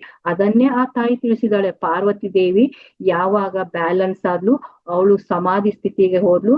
ಆ ಸ್ಥಿತಿಗೆ ಹೋದಾಗ ಶಿವನ ಏನಂದ್ರೆ ಸರಿ ಸಮಾನ ಹೋಗಿ ಸುಷ್ಮುಮ್ನ ನಾಡಿ ಓಪನ್ ಆದ್ಮೇಲೆನೆ ಅವಳು ಏನಾದ್ಲು ಅಲ್ಲಿ ಚಂದ್ರ ಗಂಟೆಯಾಗಿ, ಕಂದ ಮಾತೆಯಾಗಿ, ಹಾಗೆ ಕುಷ್ಮಾಂಡ ಮಾತೆಯಾಗಿ ಬಂದು ಇವತ್ತಿನ ಕಾತ್ಯಾಯಿನಿಯ ಸ್ವರೂಪ ಏನಂದ್ರೆ ಅವಳು ಗರ್ಭಧರಿಸಿದ ಏನಂದ್ರೆ ಒಂದು ಮದುವೆಯಾದಂತ ಒಂದು ಸಂಪೂರ್ಣ ಸ್ವರೂಪ. ಇಲ್ಲಿ ತಾಯಿಯ ಸ್ವರೂಪ ಏನಂದ್ರೆ ಸ್ವಯಂ ಸ್ವತಃ ತಾನೇ ಸ್ವಯಂ ಆಗಿ ಧ್ಯಾನ ಮಾಡುವ ಅಭ್ಯಾಸವನ್ನ ಮಾಡ್ಕೋತಾಳಂತೆ. ಯಾವಾಗ ಅಂದ್ರೆ ನಾವು ಈ ಕಾತ್ಯಾಯನಿಯ ಸ್ವರೂಪಕ್ಕೆ ಬರ್ತೀವಿ, ನಾವೆಲ್ಲ ಮನೆ ಮಠ ಎಲ್ಲ ಆದ್ಮೇಲೆ ನಮ್ಮ ಮಕ್ಳು ದೊಡ್ಡವರಾದ್ಮೇಲೆ ನಾವೆಲ್ಲ ಬಂದಿವಿ ನೋಡಿ. ಯಾವಾಗ ಬರ್ತೀವಿ? ಎಲ್ಲ ಮಕ್ಳು ದೊಡ್ಡವರಾಯ್ತು ಮೇಡಮ್, ನಂದೆಲ್ಲ ಮುಗೀತು, ಇನ್ ನಾನು ಭಜನೆ ಕೀರ್ತನೆ ಧ್ಯಾನ ಅಂತ ಬರ್ತೀವಿ ಅಂತಲ್ಲ, ಆ ಸ್ವರೂಪ ಕಾತ್ಯಾಯನಿಯ ಸ್ವರೂಪ. ಹಾಗೆ ಆಮೇಲೆ ಏನಂದ್ರೆ ಕಾತ್ಯಾಯನಿಯ ಸ್ವರೂಪ ಕಾತ್ಯಾಯನಿಯ ಸ್ವರೂಪ ಆದ್ಮೇಲೆ ತಾಯಿಯ ಸ್ವರೂಪವೇ ಬರುತ್ತೆ. ಯಾವ್ದು ಅಂದ್ರೆ ಕಾಳರಾತ್ರಿಯ ಸ್ವರೂಪ. ಕಾಳರಾತ್ರಿಯ ಸ್ವರೂಪ ಏನ ಅಂತ ಹೇಳಿದ್ರೆ ಇಲ್ಲಿ ನಾವು ತಿಳ್ಕೊಬೇಕು ಏನಂದ್ರೆ ಮಾಸ್ಟರ್, ತನ್ನ ತಪಸ್ಸು ಆಧ್ಯಾತ್ಮದ ಅಭ್ಯಾಸವನ್ನ ರೂಢಿಸಿಕೊಂಡಂತ ಮಹಿಳೆ ಯಾರು? ಕಾತ್ಯಾಯನಿ. ಹಾಗೆ ಏನಾದ್ರೂ ಹೆಚ್ಚು ಕಡಿಮೆ ಆಯ್ತು, ಪತಿ ಇಲ್ಲದಂತ ಸ್ಥಿತಿಯಲ್ಲಿ ಬಂದಾಗ ಆ ಒಂದು ಸಂಕಲ್ಪವನ್ನು ಗೆದ್ದು ಅವಳು ಕಾಳರಾತ್ರಿ ಅಂತೆ, ಅಂದ್ರೆ ತನ್ನಗಿನೂ ತಾನು ರಕ್ಷಣೆ ಮಾಡ್ಕೊಂತ, ತನ್ನ ಒಂದು ಜೀವವನ್ನು ರಕ್ಷಣೆ ಮಾಡ್ಕೊಂತ, ತನ್ನ ಮಕ್ಕಳನ್ನು ಈ ರಕ್ಷಣೆ ಮಾಡ್ತಾ, ಈ ಸಮಾಜದ ಮುಂದೆ ಕಾಳಿಯಂತೆ ಅಂದ್ರೆ ಯಾವುದಕ್ಕೂ ಭಯ ಇಲ್ಲ ಅಂತ ತೋರಿಸುವಂತ ರೂಪವೇ ಕಾಳರಾತ್ರಿ. ಹಾಗೆ 9ನೇ ರೂಪ ಯಾವುದು? ಸಿದ್ಧಿದಾತ್ರಿ ಅಂತ ಹೇಳ್ತೀವಿ. ಸಿದ್ಧಿದಾತ್ರಿ ಯಾವಾಗ ಅಂದ್ರೆ ಭೂಮಿ, ಆ ತಾಯಿ ಭೂಮಿಯಲ್ಲಿ ಮಹಿಳೆ ಎಲ್ಲವನ್ನು ಕಲಿತು ಎಲ್ಲವನ್ನು ತಡೆದು ಕೊನೆಯದಾಗಿ ಸ್ವರ್ಗಕ್ಕೆ ಹೋಗ್ಬೇಕಾದ್ರೆ ಅವಳು ಎಲ್ಲವನ್ನ ಕೊಟ್ಟು ಹೋಗ್ತಾಳೆ. ನಾವು ಸ್ವರ್ಗಕ್ಕೆ ಹೋಗಿ ಎಲ್ಲೇ ಹೋಗ್ಲಿ ನಾವೆಲ್ಲ ಏನಾದ್ರೂ ತಗೊಂಡ್ ಹೋಗ್ತೀವ? ಇಲ್ಲ. ಅಂದ್ರೆ ಎಲ್ಲ ಸ್ವರೂಪ ತಾನಿ ಏನು ಗಳಿಸಿರ್ತಾಳಲ್ವಾ, ಅಲ್ಲಿ ಇಲ್ಲಿ ಧನ ಒಡವೆ ಅಂತ ಅಷ್ಟೇ ಅಲ್ಲ, ಅವಳು ಅರ್ಜಿಸಿದಂತ ಸಂಸ್ಕಾರಗಳು, ಆ ಸಂಸ್ಕಾರಗಳನ್ನ ನಮ್ಗೆ ಕೊಟ್ಟು ತಾನೇನೆಂದ್ರೆ ಮುಂದೆ ಹೋಗ್ತಾಳೆ ಅನ್ನುವಂತ ತಿಳಿಸೋಕೆ ಸಿದ್ಧಿದಾತ್ರಿ ಅಂದ್ರೆ ಎಲ್ಲ ಸಿದ್ಧಿಗಳನ್ನ ಪಡೆದಂತ ಅವಳು ಸಿದ್ಧಿದಾತ್ರಿಯಾಗಿ ಸಂಪೂರ್ಣವಾಗಿ ಸಂತೃಪ್ತಿ ಹೊಂದಿ ಆ ಶಿವನ ಪಾದವನ್ನ ಸೇರ್ತಾಳೆ ಅಂತ ತಿಳಿಸೋಕೆನೆ ಈ 9 ದಿನಗಳು. ಆವಾಗ್ಲೇ ನಮಗೆ ವಿಜಯೋತ್ಸವ. ಇದು ತಾಯಿಯ ಒಂದು ಸ್ವರೂಪ ಮಾಸ್ಟರ್ಸ್. ಬರೀ ನವರಾತ್ರಿ ಅಂದ್ರೆ ಬರೀ ನವದುರ್ಗೆಯರನ್ನ ಪೂಜಿಸುವುದಲ್ಲ, ಆ ತಾಯಿಯಲ್ಲಿರುವಂತ ಗುಣವನ್ನ ನಾವು ನಮ್ಮಲ್ಲಿ ಅಳವಡಿಸಿಕೊಂಡಾಗ್ಲೇ ಏನಂದ್ರೆ ನಾವು ಒಳ್ಳೇದನ್ನ ಮಾಡಕ್ಕಾಗೋದು. ಬರೀ ಸಿದ್ಧಿದಾತ್ರಿ ತನ್ನ ಸಂಸಾರಕ್ಕಷ್ಟೇ ಅಲ್ಲ, ಈ ಜಗತ್ತಿಗೆ ಒಳ್ಳೆಯದನ್ನ ಮಾಡ್ತಾಳೆ ನೋಡಿ. ನಾವು ಈಗ ಧ್ಯಾನ ಸ್ವರೂಪವಾಗಿ ಬಂದಾಗ ನಮ್ಮ ಮನೆಯವ್ರಿಗಷ್ಟೇ ಧ್ಯಾನ ಹೇಳ್ತೀವ, ಎಲ್ರಿಗೂ ಒಳ್ಳೇದಾಗ್ಲಿ, ವಿಶ್ವಕ್ಕೆ ಒಳ್ಳೆಯದಾಗ್ಲಿ ಅಂತ ನಾವು ಯಾವಾಗ ನಾವೆಲ್ರಿಗೂ ಹಾರೈಸ್ತೀವಿ ಅಂದ್ರೆ ಈ ಸ್ವರೂಪದಲ್ಲಿ ಬಂದಾಗ ಎಲ್ಲವೂ ಸಂಪೂರ್ಣವಾಗಿ ಶಾಂತಿಯಾಗಿ ಶಿವಶಕ್ತಿ ಅನ್ನುವಂತ ಏನಂದ್ರೆ ಚೈತನ್ಯ ಶಕ್ತಿ ನಮ್ಮೊಳಗಡೆ ಇರುವಂತ ಆ ಆತ್ಮ ಉನ್ನತಿಯನ್ನ ಪಡೆದು ಶಿವಶಕ್ತಿ ಅನ್ನುವಂತ ಶಕ್ತಿ ಬ್ಯಾಲೆನ್ಸ್ ಆಗಿ ಇಂಗ್ ಯಾಂಗ್ ಎನರ್ಜಿ ಬ್ಯಾಲೆನ್ಸ್ ಆದಾಗ ನಾವು ಶಿವತತ್ವ ಶಕ್ತಿ ತತ್ವ ಬ್ಯಾಲೆನ್ಸ್ ಆಗಿ ಸಂಪೂರ್ಣ ವ್ಯಕ್ತಿತ್ವ ಆಗೋಕೆ ಕಾರಣ ಆಗ್ತಿ. ಆವಾಗ ನಮ್ಮಲ್ಲಿ ದೈವಿ ತತ್ವಗಳು ಜಾಗರಣೆ ಆಗಕ್ಕೆ ಸ್ಟಾರ್ಟ್ ಆಗ್ತವೆ. ಆ ದೈವಿ ತತ್ವಗಳನ್ನ ಜಾಗರಣೆ ಮಾಡ್ಕೊಳ್ಳುವಂತ ಇವತ್ತು ಕಾತ್ಯಾಯಿನಿ ಮಾನ್ನ ನಾವೆಲ್ಲರೂ ಆಹ್ವಾನಿಸೋಣ ಮಾಸ್ಟರ್ಸ್. ಆಹ್ವಾನಿಸಿ ಧ್ಯಾನ ಮಾಡೋಣ. ಇಷ್ಟೊತ್ತವರೆಗೂ ನನಗೆ ತಿಳಿದಂತ ನನಗೆ ಗೊತ್ತಿರುವಂತ ಕೆಲವೊಂದು ಮಾಹಿತಿಯನ್ನ ನಾನ್ ನಿಮ್ ಮುಂದೆ ನವರಾತ್ರಿಯನ್ನು ಯಾಕೆ ಆಚರಿಸ್ಬೋದು, ಇದ್ರ ವಿಶೇಷ ಏನು ಅಂತ ತಿಳ್ಕೊಂಡು ಆಚರಿಸಿದಾಗ ಅದಕ್ಕೆ ಸ್ವಲ್ಪ ಮಹತ್ವ ಇರುತ್ತೆ ಅಂತ ನನಗೆ ಗೊತ್ತಿರುವಂತ ಜ್ಞಾನವನ್ನ ನಾನ್ ನಿಮ್ ಕಡೆ ಹಂಚ್ಕೊಂಡಿದ್ದೇನೆ. ಇದರಲ್ಲಿ ಏನಾದರೂ ತಪ್ಪಾಗಿದ್ರೆ ದಯವಿಟ್ಟು ಕ್ಷಮೆ ಇರ್ಲಿ ಅಂತ ಕೇಳ್ತಾ ಇದ್ದೀನಿ. ಹಾಗೆ ನಾವೆಲ್ಲ ಈಗ ಧ್ಯಾನಕ್ಕೆ ಕೂತ್ಕೊಳ್ಳೋಣ. ಓಕೆ ಮೇಡಮ್, ಆಮೇಲೆ ನಾವು ಇದನ್ನ ಕ್ವಶನ್ ಆನ್ಸರ್ ತಗೊಳ್ಳೋಣ. Okay ma'am, no problem. ಒಂದೇ ಒಂದು ಅಂಶ, ಈಗಾಗಲೇ ನಿನ್ನೆಯ ವಿಡಿಯೋ ಶೇರ್ ಆಗಿದೆ. ಎಲ್ಲ ಧ್ಯಾನ ಬಂಧುಗಳು ಚಾಟ್ ಬಾಕ್ಸ್ ನಲ್ಲಿ ಅದನ್ನ ಓಪನ್ ಮಾಡಿ ಒಂದು ಲೈಕ್ ಅನ್ನು ಕೊಟ್ಟು ಕಾಮೆಂಟ್ ಅನ್ನು ಮಾಡಿ ದಯಮಾಡಿ ಎಸ್ ಅಂತ ಹೇಳತಕ್ಕಂತ ಒಂದು ಮೆಸೇಜ್ ಅನ್ನು ಕೊಡಿ. ಈಗ ಮೇಡಮ್ ಅವರು ಎಲ್ಲರನ್ನು ಸಹ ಧ್ಯಾನಸ್ಥರನ್ನ ಮಾಡಿ ಧ್ಯಾನವನ್ನ ಮಾಡಿಸ್ತಾರೆ. ಆ ನಂತರ ಅನುಭವ ಅಥವಾ ಪ್ರಶ್ನೆಗಳಿದ್ರೆ ತಾವು ಹಂಚಿಕೆಯನ್ನ ಮಾಡ್ಕೊಳ್ಬಹುದು. Okay ma'am, over to you ma'am. Important ಒಂದು ಮಾತು ಇನ್ನೊಂದು ಹೇಳ್ತೀನಿ ಮಾಸ್ಟರ್ಸ್. ಇಲ್ಲಿ ತಾಯಿ ಏನ್ ಹೇಳ್ತಾಳೆ ಅಂದ್ರೆ ನಿನ್ನನ್ನ ನೀನು ಅರಿತುಕೋ ಅಂದ್ರೆ ನಾವೇನಂದ್ರೆ ನಾವ್ ಯಾವಾಗ್ಲೂ ಏನ್ ಮಾಡ್ತೀವಿ, ಬೇರೆಯವರಿಗಾಗ್ಲೇ ನಮ್ಮ ಜೀವನವನ್ನ ಮಾಡ್ತಾ ಇರ್ತೀವಿ, ಬೇರೆಯವರಿಗಾಗೇ ನಮ್ಮ ಜೀವನವನ್ನ ಸವಿಸ್ತಾ ಇರ್ತೀವಿ. ನಿನಗಾಗಿ ನೀನು ಬದುಕು, ನಿನ್ನಲ್ಲಿರುವ ದೈವಿ ಶಕ್ತಿಯನ್ನ ಹೊರಗೆ ತೆಗೆದುಕೊಂಡ್ ಬಾ. ನೋಡಿ ನಾವೆಲ್ಲರೂ ಏನಂದ್ರೆ ಎಷ್ಟೋ ಸರಿ ನಮಗ್ ಮನಸ್ಸಲ್ಲಿ ಬೇಡ ಅಂತ ಹೇಳ್ಬೇಕಂತ ಏನಾದ್ರೂ ಇರುತ್ತೆ. ಯಾರಾದ್ರೂ ಏನಾದ್ರೂ ಹೇಳಿದ್ರೆ ನನಗ್ ಆಗೋದಿಲ್ಲಪ್ಪ, ನಾನು ಇಲ್ಲ ಅಂತ ಹೇಳೋದಂತೂ ಇರುತ್ತೆ ನಮ್ಗೆ. ಆದ್ರೂ ಯಾವ್ದೋ ಒಂದು ಕಾಟಾಚಾರಕ್ಕೆ ಬಿದ್ದು ಆಯ್ತು ಬಿಡು ಅಂತ ಅನ್ಕೋತೀವಿ. ಆದ್ರೆ ನಮ್ ಮನಸ್ಸಿನಲ್ಲಿರುತ್ತೆ ನನಗಿದನ್ನ ಒಪ್ಕೊಳಕ್ ಇಷ್ಟಾನೇ ಇರ್ಲಿಲ್ಲ, ನೋ ಅಂತ ಹೇಳಿದ್ರೆ ಚೆನ್ನಾಗಿರತ್ತೆ ಅಂತ ಇರುತ್ತೆ. ಸೊ ಆ ನೋ ಅಂತ ಹೇಳುವಂತ ಜಾಗರಣೆ ಮಾಡ್ಕೊಳ್ಳೋದೇ ಏನಂದ್ರೆ ದೈವಿ ತತ್ವ, ಸತ್ಯದ ತತ್ವ ಅಂದ್ರೆ ನಿನಗೆ ಇಷ್ಟ ಇಲ್ಲದನ್ನ ನೋ ಅಂತ ಹೇಳ್ಬೇಕು. ಇದು ಬೇರೆಯವ್ರಿಗೆ ಕಹಿಯಾಗಿ ಕಾಣಿಸ್ಬೋದು, ಆದ್ರೆ ನೋ ಅಂತ ಹೇಳುವುದೇ ದೈವ ತತ್ವ ಅನ್ನೋದು ಇಲ್ಲಿ ನಾವು ತಿಳ್ಕೊಬೇಕು. ಯಾಕಂದ್ರೆ ಈ ನೋ ಅಂತ ಇಲ್ಲ ಅಂತ ಹೇಳ್ದಾದಕ್ಕೆ ನಾವು ಎಷ್ಟೊಂದು ಕಷ್ಟಗಳಿಗೆ ಗುರಿ ಆಗ್ತೀವಿ, ನಮ್ಮನ್ನ ನಾವು ದಿನನಿತ್ಯ ಸಾಯಿಸಿಕೊಂಡು ಬದುಕ್ತೀವಿ. ಆದ್ರೆ ನಮ್ಮ ನಿಜವಾದ ವ್ಯಕ್ತಿತ್ವ ಏನಂದ್ರೆ ನಾವು ಯಾವ್ದನ್ನ ನೋ ಹೇಳ್ಬೇಕು, ಯಾವ್ದಕ್ಕೆ ಎಸ್ ಹೇಳ್ಬೇಕು ಅಂತ ಬ್ಯಾಲೆನ್ಸ್ ಆಗುವಂತ ಒಂದು ತತ್ವಕ್ಕೆ ನಾವು ಒಳಗಾಗ್ಬೇಕು. ಆವಾಗ್ಲೇ ನಾವು ನಿಜವಾದ ಏನಂದ್ರೆ ವ್ಯಕ್ತಿ ಆಗ್ತೀವಿ. ಇದು ಯಾವಾಗ ನಮ್ಮಲ್ಲಿ ಜಾಗ್ರತೆ ಆಗತ್ತಂದ್ರೆ ಸೆಲ್ಫ್ ಲವ್ ಅನ್ನೋದು ಬಂದಾಗ, ಹೌದು ನಾನು ಒಂದು ಮನುಷ್ಯ, ನನಗೂ ಒಂದು ಜೀವನ ಇದೆ, ನನ್ನಲ್ಲೂ ಒಂದು ದೈವಿ ತತ್ವ ಇದೆ, ಅದನ್ನ ನಾನ್ ಜಾಗರಣೆ ಮಾಡ್ಕೋಬೇಕು, ನೋ ಹೇಳೋದನ್ನ ಕಲಿಬೇಕು. ನನ್ನ ಇಷ್ಟ ಇಲ್ಲದಂತ ಮಾತನ್ನ ಯಾರಾದ್ರೂ ನನಗೆ ಹೇಳಿದ್ರೆ ನಾನು ಅದನ್ನ ಯಾವ ರೀತಿ ಹೇಳ್ಬೇಕಂದ್ರೆ ಅದನ್ನ ಅಸಡ್ಯವಾಗಿ ಆಗಲ್ಲ, ಸೂಕ್ಷ್ಮವಾಗಿ ಅತ್ಯಂತ ಪ್ರೀತಿಯಿಂದ, ಇಲ್ಲಪ್ಪ ನನಗೆ ಈ ಕೆಲಸ ಮಾಡಕ್ ಇಷ್ಟ ಇಲ್ಲ, ನನ್ ಮನಸ್ಸು ಒಪ್ತಾ ಇಲ್ಲ ಅಂತ ಹೇಳ್ಬೇಕು. ಯಾಕಂದ್ರೆ ನಮ್ಮ ಆತ್ಮ ಅದನ್ನೇ ಒಂದು ಏನಂದ್ರೆ ಆ ಗುಣ ನಮ್ಮ ಆತ್ಮದಲ್ಲಿರತ್ತೆ. ಅದನ್ನ ಬಿಟ್ಟು ನಾವು ಹೊರಗಡೆ ಇರುವ ವ್ಯಕ್ತಿಗಳಿಗೆ, ಅದು ಯಾವುದೇ ಸಂಬಂಧ ಇರ್ಲಿ, ಸೊಸೈಟಿ ಇರ್ಲಿ, ಫ್ರೆಂಡ್ಸ್ ಇರ್ಲಿ, ಅಲ್ಲಿ ಏನ್ ಮಾಡ್ತೀವಿ ನಾವು ಹೂ ಅಂತ ಅವ್ರ ಮನ್ಸಿಗೆ ಎಲ್ ನೋವಾಗುತ್ತೋ, ಹೌದು ಎಷ್ಟು ದಿವಸ ಅಂತ ಇನ್ನೊಬ್ರಿಗೆ ಸ್ಯಾಟಿಸ್ಫ್ಯಾಕ್ಷನ್ ಮಾಡ್ತೀರಾ? ನಿಮಗೆ ನೀವು ಫಸ್ಟ್ ಸ್ಯಾಟಿಸ್ಫ್ಯಾಕ್ಷನ್ ಮಾಡ್ಕೊಂಡ್ರೇನೆ ಅದೇ ನಿಮ್ಮ ಗುರಿ, ನಿಮ್ಮ ಆತ್ಮದ ಉದ್ಧಾರವೇ ನಿಮ್ಮ ಗುರಿ. ನಿಮ್ಮಲ್ಲಿರುವ ದೈವಿ ತತ್ವ ಯಾವಾಗ ಜಾಗರಣೆ ಆಗತ್ತಂದ್ರೆ ನೀವು ನೋ ಅನ್ನೋ ಜಾಗದಾಗ ನೋ, ಎಸ್ ಅನ್ನೋ ಜಾಗದಾಗ ಎಸ್, ಅದು ತತ್ವವನ್ನ ಬೆಳೆಸ್ಕೊಂಡಾಗ. ಅದು ಯಾವಾಗ ಬೆಳೆಯುತ್ತೆ, ಯಾವಾಗ ಜಾಗ್ರತೆ ಆಗತ್ತಂದ್ರೆ ಸ್ವಯಂ ನಿನ್ನನ್ನ ನೀನು ಚೆಕ್ ಮಾಡ್ಕೊಳಕ್ ಸ್ಟಾರ್ಟ್ ಮಾಡು. ನಿನ್ನಲ್ಲಿರುವ ಕೊರತೆ ಏನು ಸ್ವಯಂ ಚೆಕ್ ಮಾಡ್ಕೋಬೇಕು. ಅದಕ್ಕೆ ಸ್ವ ಅಧ್ಯಾಯ ಅಂತ ಹೇಳಿದ್ದಾರೆ ನಮ್ಮ ಬ್ರಹ್ಮರ್ಷಿ ಪಿತಾಮಹ ಪತ್ರಿಜಿಗಳು. ಸ್ವ ಅಧ್ಯಾಯ ಅಂದ್ರೆ ಬರೀ ಬುಕ್ಗಳನ್ನು ಓದುವುದಲ್ಲ, ಪುಸ್ತಕಗಳನ್ನು ಓದುವುದಲ್ಲ, ನಿನ್ನ ಸೆಲ್ಫ್ ಚೆಕ್ ಮಾಡು, ನಿನ್ನಲ್ಲಿರುವ ಅವಗುಣಗಳನ್ನ ತೆಗೆದು ಹಾಕು, ನಿನ್ನಲ್ಲಿರುವ ಕೊರತೆ ಏನು, ನೀನ್ ಎದಕ್ ಬಂದಿದ್ಯಾ, ನಿನ್ನ ಶಕ್ತಿ ಏನು ಅಂತ ತಿಳ್ಕೊಂಡು ಅದನ್ನ ಹೊರಗಡೆ ತಗೊಂಡ್ ಬಾ ಅಂತ ಹೇಳೋದಂತ ಒಂದು ಸಂದೇಶವೇ ನವರಾತ್ರಿ ಮಾಸ್ಟರ್ಸ್. ಅಲ್ಲಿ ಪಾರ್ವತಿ ದೇವಿ ತಿಳ್ಕೊಂಡ್ಲು, ನನ್ನಲ್ಲಿ ಶಕ್ತಿ ಇದೆ, ಅಸುರರನ್ನ ಸಂಹರಿಸುವ ಶಕ್ತಿ ಇದೆ ಅಂತ ತಿಳ್ಕೊಳ್ಳೋ. ಅವಳು ಇಲ್ಲ ಅನ್ಲಿಲ್ಲ, ಅಂತ ಒಪ್ಕೊಂಡು ಅಲ್ಲಿ ಧ್ಯಾನಕ್ಕೆ ಕುತ್ಕೊಂಡ್ಲು, ತಪಸ್ಸಿಗೆ ಕುತ್ಕೊಂಡ್ಲು. ಹಾಗಾಗಿ ನಾವು ನಮ್ಮ ಜೀವನದಲ್ಲಿ ನೋ ಅನ್ನೋದನ್ನ ಕಲ್ಕೊಳ್ಳುವಂತ ಧ್ಯಾನವನ್ನ ಇವತ್ತು ಮಾಡೋಣ. ಸಂಕಲ್ಪ ಹಾಕೊಳ್ಳಿ, ನನ್ನಲ್ಲಿರುವ ಶಿವಶಕ್ತಿಯರ ಏನಂದ್ರೆ ಶಕ್ತಿ ಬ್ಯಾಲೆನ್ಸ್ ಆಗಿ ನನ್ನಲ್ಲಿರುವ ದೈವತ್ವ ಅನ್ನೋದು ಜಾಗೃತಿ ಆಗ್ಬೇಕು. ನಾನು ಎಲ್ಲಿ ನೋ ಅನ್ಬೇಕು ಅಲ್ಲಿ ನೋ ಅನ್ಬೇಕು, ಎಲ್ಲಿ ಎಸ್ ಅನ್ಬೇಕು ಅಲ್ಲಿ ಎಸ್ ಅನ್ಬೇಕು. ಇಷ್ಟು ದಿವಸ ನಾನು ನೋ ಅನ್ನೋ ಜಾಗದಲ್ಲಿ ಎಸ್ ಅಂದಿದ್ದೇನೆ, ಎಸ್ ಅನ್ನೋ ಜಾಗದಲ್ಲಿ ನೋ ಅಂದಿದ್ದೇನೆ. ಆ ಬ್ಯಾಲೆನ್ಸ್ ಇಲ್ದೆ ಇನ್ಮೇಲೆ ನಾನು ಕಂಪ್ಲೀಟ್ ಆಗಿ ಬ್ಯಾಲೆನ್ಸ್ ಆಗಿನೇ ನಾನು ನನ್ನ ಜೀವನವನ್ನ ಈ ಕ್ಷಣದಿಂದ ನಡೆಸ್ತೇನೆ ಅನ್ನುವಂತ ಸಂಕಲ್ಪವನ್ನ ಹಾಕಿಕೊಂಡು ಧ್ಯಾನಕ್ಕೆ ಕೂರ್ತೇನೆ.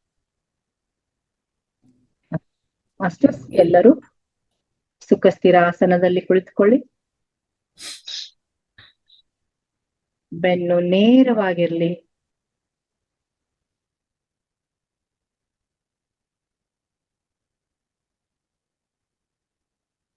ನಿಮ್ಮ ಎರಡು ಕೈಗಳನ್ನ ಕಾಲುಗಳನ್ನ ಕ್ರಾಸ್ ಮಾಡ್ಕೊಂಡಿದ್ದೀರಾ. ಹಾಗೆ ಹಗೂರವಾಗಿ ಮುಖದಲ್ಲಿ ಒಂದು ಮಂದಹಾಸ, ಪ್ರಶಾಂತತೆಯಿಂದ ನನ್ನನ್ನು ನಾನು ಇವತ್ತು ತಿಳ್ಕೊಂಡಿದ್ದೇನೆ ಅನ್ನುವಂತ ಒಂದು ಮನಸ್ಥಿತಿಯಲ್ಲಿ ಕುಳಿತುಕೊಳ್ಳಿ ಮಾಸ್ಟರ್ಸ್. ಇವತ್ತು ಆ ಮನಸ್ಥಿತಿ, ನಾವು ಧ್ಯಾನಕ್ಕೆ ಕುಳಿತುಕೊಳ್ಳುವಾಗ ಏನ್ ಹೇಳ್ತೀವಿ, ಸುಖವಾದ ಸ್ಥಿರವಾದ ಆಸನ. ಆ ಸುಖವಾದ ಸ್ಥಿರವಾದ ಆಸನ ಯಾವಾಗ ದೊರೆಯುತ್ತೆ ಅಂದ್ರೆ ನಾವು ಮೂಲದಲ್ಲಿ ನಮ್ಮ ಬೇಸು, ಮೂಲಾಧಾರ ಅನ್ನೋದು ಏನಂದ್ರೆ ಬ್ಯಾಲೆನ್ಸ್ ಆದಾಗ. ಎಲ್ಲಿ ನೋ ಅನ್ಬೇಕು ಅಲ್ಲಿ ನೋ, ಎಲ್ಲಿ ಎಸ್ ಅನ್ಬೇಕು ಎಸ್ ಅನ್ನುವಂತ ನಮ್ಮಲ್ಲಿರುವ ಸತ್ಯವನ್ನ ನಾವು ಅರಿತಾಗ, ಆ ಸತ್ಯದಂತೆ ನಮ್ಮ ಜೀವನವನ್ನ ಮಾಡಿದಾಗ. ಸೊ ಹಾಗಾಗಿ ನಾವು ಮೊದಲಿಗೆ ಶಿವಶಕ್ತಿಯರನ್ನ ಈ ನಮ್ಮ ಧ್ಯಾನಕ್ಕೆ ಆಹ್ವಾನ ಮಾಡೋಣ. ಅದರೊಂದಿಗೆ ಶಿವನ ಪರಿವಾರವನ್ನ ಆಹ್ವಾನ ಮಾಡೋಣ. ಸಂಪೂರ್ಣವಾಗಿ ತನ್ಮಯತೆಯಿಂದ ನಿಮ್ಮ ಉಸಿರನ್ನೇ ಗಮನಿಸ್ತಾ ಬನ್ನಿ. ಪ್ರತಿಯೊಂದು ಉಸಿರನ್ನ ಸಾಕ್ಷಿಭೂತವಾಗಿ ತೆಗೆದುಕೊಳ್ಳಿ. ಯಾವ ಉಸಿರನ್ನು ಮಿಕ್ಸ್ ಮಾಡಬೇಡಿ. ಯಾಕಂದ್ರೆ ಈ ಉಸಿರು ಇರುವುದೇ ನಮಗೆ ಸಾಧನೆಯನ್ನ ಮಾಡೋಕೆ. ನಾವು ಈ ಭೂಮಿ ಮೇಲೆ ಬಂದಿರೋದು ಈ ದೇಹವನ್ನ ಯಾಕೆ ತೆಗೆದುಕೊಂಡಿದ್ದೀವಿ? ದೇಹ ಇದ್ದರೆ ನಮ್ಮ ಸಾಧನೆ, ಉಸಿರಿದ್ದರೆ ಅದೇ ನಮ್ಮ ಗುರು. ಸೊ ಆ ಉಸಿರನ್ನ ನಾವು ಇಂದು ಕಾತ್ಯಾಯಿನಿ ಮಾ ಅನ್ನ ಆಹ್ವಾನಿಸೋಣ. ಆ ಕಾತ್ಯಾಯಿನಿಯ ಮಾವೊಂದಿಗೆ, ಆ ಕಾತ್ಯಾಯಿನಿಯ ಮಾತೆಯೊಂದಿಗೆ ನಮ್ಮ ಉಸಿರನ್ನ ಅನುಸಂಧಾನಗೊಳಿಸೋಣ.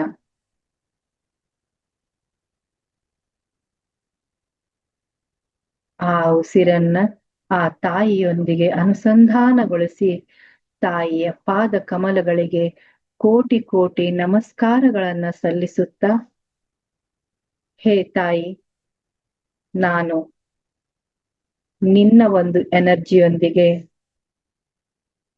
ಅನುಸಂಧಾನಗೊಂಡಿದ್ದೇನೆ ತಾಯಿ. ನಿನ್ನ ಶಕ್ತಿಯನ್ನ, ನಿನ್ನಲ್ಲಿರುವ ಬಲವನ್ನ, ನಿನ್ನಲ್ಲಿರುವ ಗುಣಗಳಿಂದ ಅಜ್ಞಾನದಲ್ಲಿರುವ ನನ್ನನ್ನ ಜ್ಞಾನದೆಡೆಗೆ, ಭಯದಿಂದ ಮುಕ್ತಿಯನ್ನ, ದ್ವೇಷ, ಅರಿಷ್, ಕೋಪ, ತಾಪ, ಷಡ್ವರ್ಗಗಳ ಮುಕ್ತಿಗಾಗಿ ಹಾಗೂ ನನ್ನಲ್ಲೇ ಒಳಗಡೆ ಇರುವಂತ ನಿನ್ನದೇ ಆದಂತ ದೈವಿ ಶಕ್ತಿಯನ್ನ ಜಾಗೃತೆಗೊಳಿಸಿ ನನ್ನ ದೇಹದ ಒಳಗೂ ಹೊರಗೂ ಸತ್ಯವನ್ನ ಒಪ್ಪಿಕೊಂಡು, ನನ್ನಲ್ಲಿರುವ ದೈವತ್ವವನ್ನ ಒಪ್ಪಿಕೊಂಡು, ಆ ಶಕ್ತಿಯೊಂದಿಗೆ ಆತ್ಮದ ಉನ್ನತಿಯನ್ನ ಮಾಡ್ತಾ ನನ್ನ ಭೌತಿಕ ಶರೀರ ಹಾಗೂ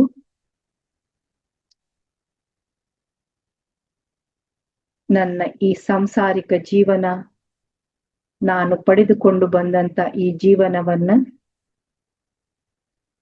ಬ್ಯಾಲೆನ್ಸ್ ಮಾಡಿಕೊಂಡು ಹೋಗಲು ಆ ದೈವಿ ತತ್ವವನ್ನ, ನನ್ನೊಳಗಡೆ ಅಡಗಿರುವ ದೈವಿ ತತ್ವವನ್ನ ಜಾಗೃತೆಗೊಳಿಸು ತಾಯಿ ಅಂತ ಮೂಲಾಧಾರ ಚಕ್ರದಲ್ಲಿ ಆ ತಾಯಿಯನ್ನ ಆಹ್ವಾನಿಸಿ, ಆ ಶಕ್ತಿಯನ್ನ ರಿಸೀವ್ ಮಾಡ್ತಾ, ಆ ಊರ್ಜಾವನ್ನ, ಆ ಒಂದು ವೈಬ್ರೇಷನ್ ಅನ್ನ ಫೀಲ್ ಮಾಡಿ ಮಾಸ್ಟರ್ಸ್.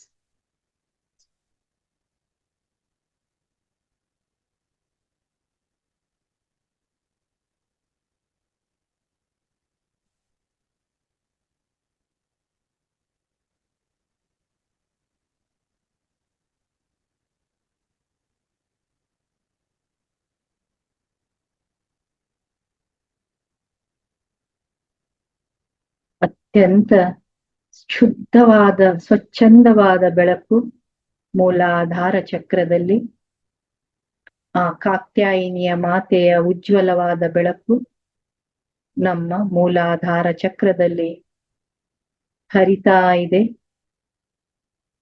ನಮ್ಮ ಸಹಸ್ರಾರದಿಂದ ಆ ಶಕ್ತಿ ನಮ್ಮ ದೇಹದಲ್ಲಿ ಪ್ರವೇಶಗೊಂಡಿದೆ ಮಾಸ್ಟರ್ಸ್. ನಿಮ್ಮ ಸಹಸ್ರಾರ ಗಮನಿಸಿ, ಅಲ್ಲಿ ವೈಬ್ರೇಷನ್ ಆಗ್ತಾ ಇದೆ. ಹಾಗೆ ಮೂಲಾಧಾರ ಚಕ್ರವನ್ನ ನಿಮ್ಮ ಉಸಿರನ್ನ ಗಮನಿಸ್ತಾ ಗಮನಿಸ್ತಾ ಆ ಶಕ್ತಿಯನ್ನ ಅಲ್ಲಿ ತುಂಬಿಕೊಳ್ಳಿ.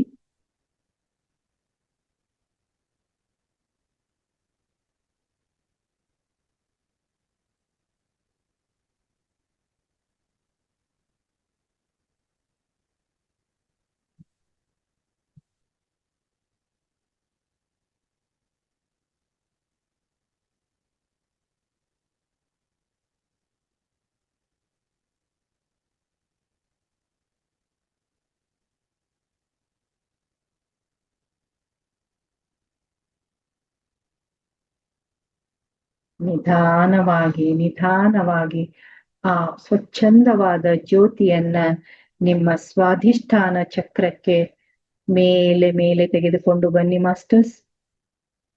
ಆ ಉಜ್ವಲವಾದ ಬೆಳಕು ನಿಮ್ಮ ಸ್ವಾಧಿಷ್ಠಾನ ಚಕ್ರವನ್ನ ತುಂಬುತ್ತಾ ಇದೆ. ಆ ತಾಯಿಯ ಶಕ್ತಿಯನ್ನ ಅಲ್ಲಿ ರಿಸೀವ್ ಮಾಡಿ ನಮ್ಮಲ್ಲಿರುವ ದೈವಿ ಶಕ್ತಿಯನ್ನ ಜಾಗೃತಗೊಳಿಸ್ತಾ ಇದೆ. ಆ ಉಜ್ವಲವಾದ ಬೆಳಕು, ಆ ಕಾತ್ಯಾಯಿನಿಯ ಮಾತೆಯ ಬೆಳಕು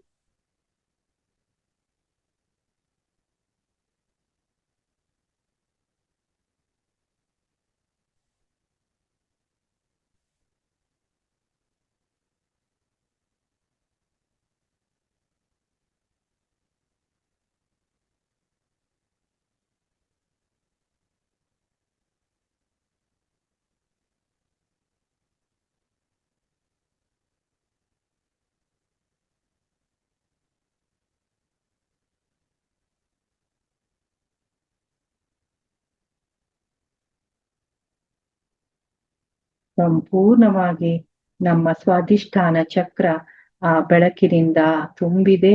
ಇವಾಗ ನಿಮ್ಮ ಸಂಪೂರ್ಣ ಗಮನವನ್ನ ನಿಮ್ಮ ಉಸಿರನ್ನ ಗಮನಿಸ್ತಾ ಮಣಿಪುರ ಚಕ್ರದಲ್ಲಿ ಬನ್ನಿ. ಆ ವೈಬ್ರೇಷನ್ ಅನ್ನ, ಆ ಬೆಳಕನ್ನ, ಆ ಶಕ್ತಿಯನ್ನ ಫೀಲ್ ಮಾಡ್ಕೊಳ್ಳಿ ಮಾಸ್ಟರ್ಸ್.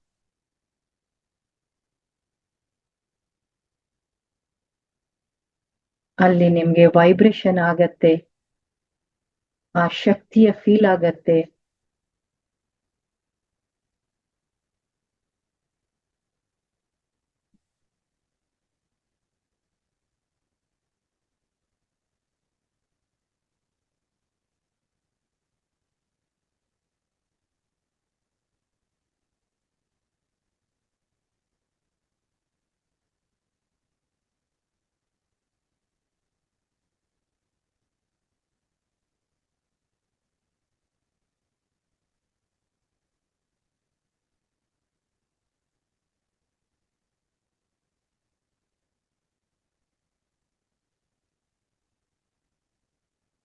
ನಿಧಾನವಾಗಿ ನಿಮ್ಮ ಆ ಊರ್ಜಾವನ್ನ ಅನಾಹತ ಚಕ್ರ, ಹೃದಯ ಚಕ್ರದಲ್ಲಿ ತೆಗೆದುಕೊಂಡು ಬನ್ನಿ ಮಾಸ್ಟರ್ಸ್.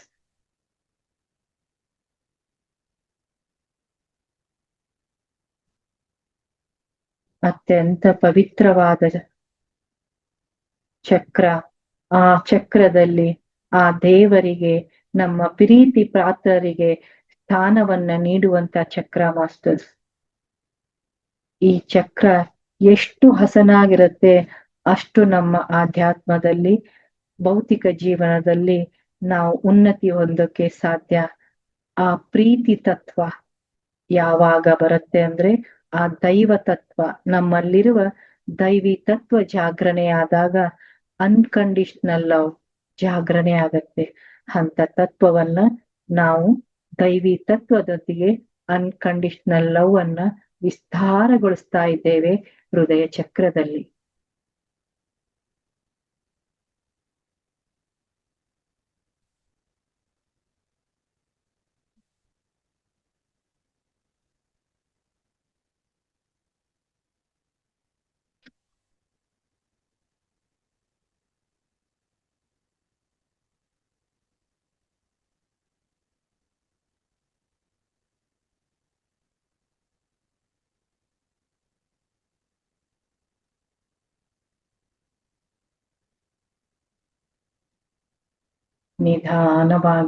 ನಿಧಾನವಾಗಿ ಥ್ರೋಟ್ ಚಕ್ರದಲ್ಲಿ ಬನ್ನಿ.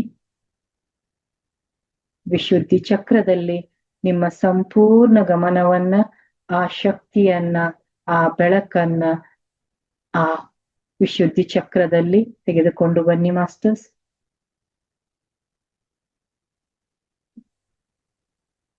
ಆ ವಿಶುದ್ಧಿ ಚಕ್ರ ಇನ್ನು ನಮಗೆ ಒಂದು ಶಕ್ತಿಯುತವಾದ ಚಕ್ರವಾಗತ್ತೆ. ನಾವು ಎಲ್ಲಿ ನೋ ಅಂತ ಹೇಳ್ಬೇಕು, ಇಲ್ಲ ಅಂತ ಹೇಳ್ಬೇಕು, ಅಲ್ಲಿ ಇಲ್ಲ ಅಂತ ಹೇಳ್ತೀವಿ. ಎಲ್ಲಿ ಹೂ ಅಂತ ಹೇಳ್ಬೇಕು, ಅಲ್ಲಿ ಹೂ ಅಂತ ಹೇಳ್ತೀವಿ.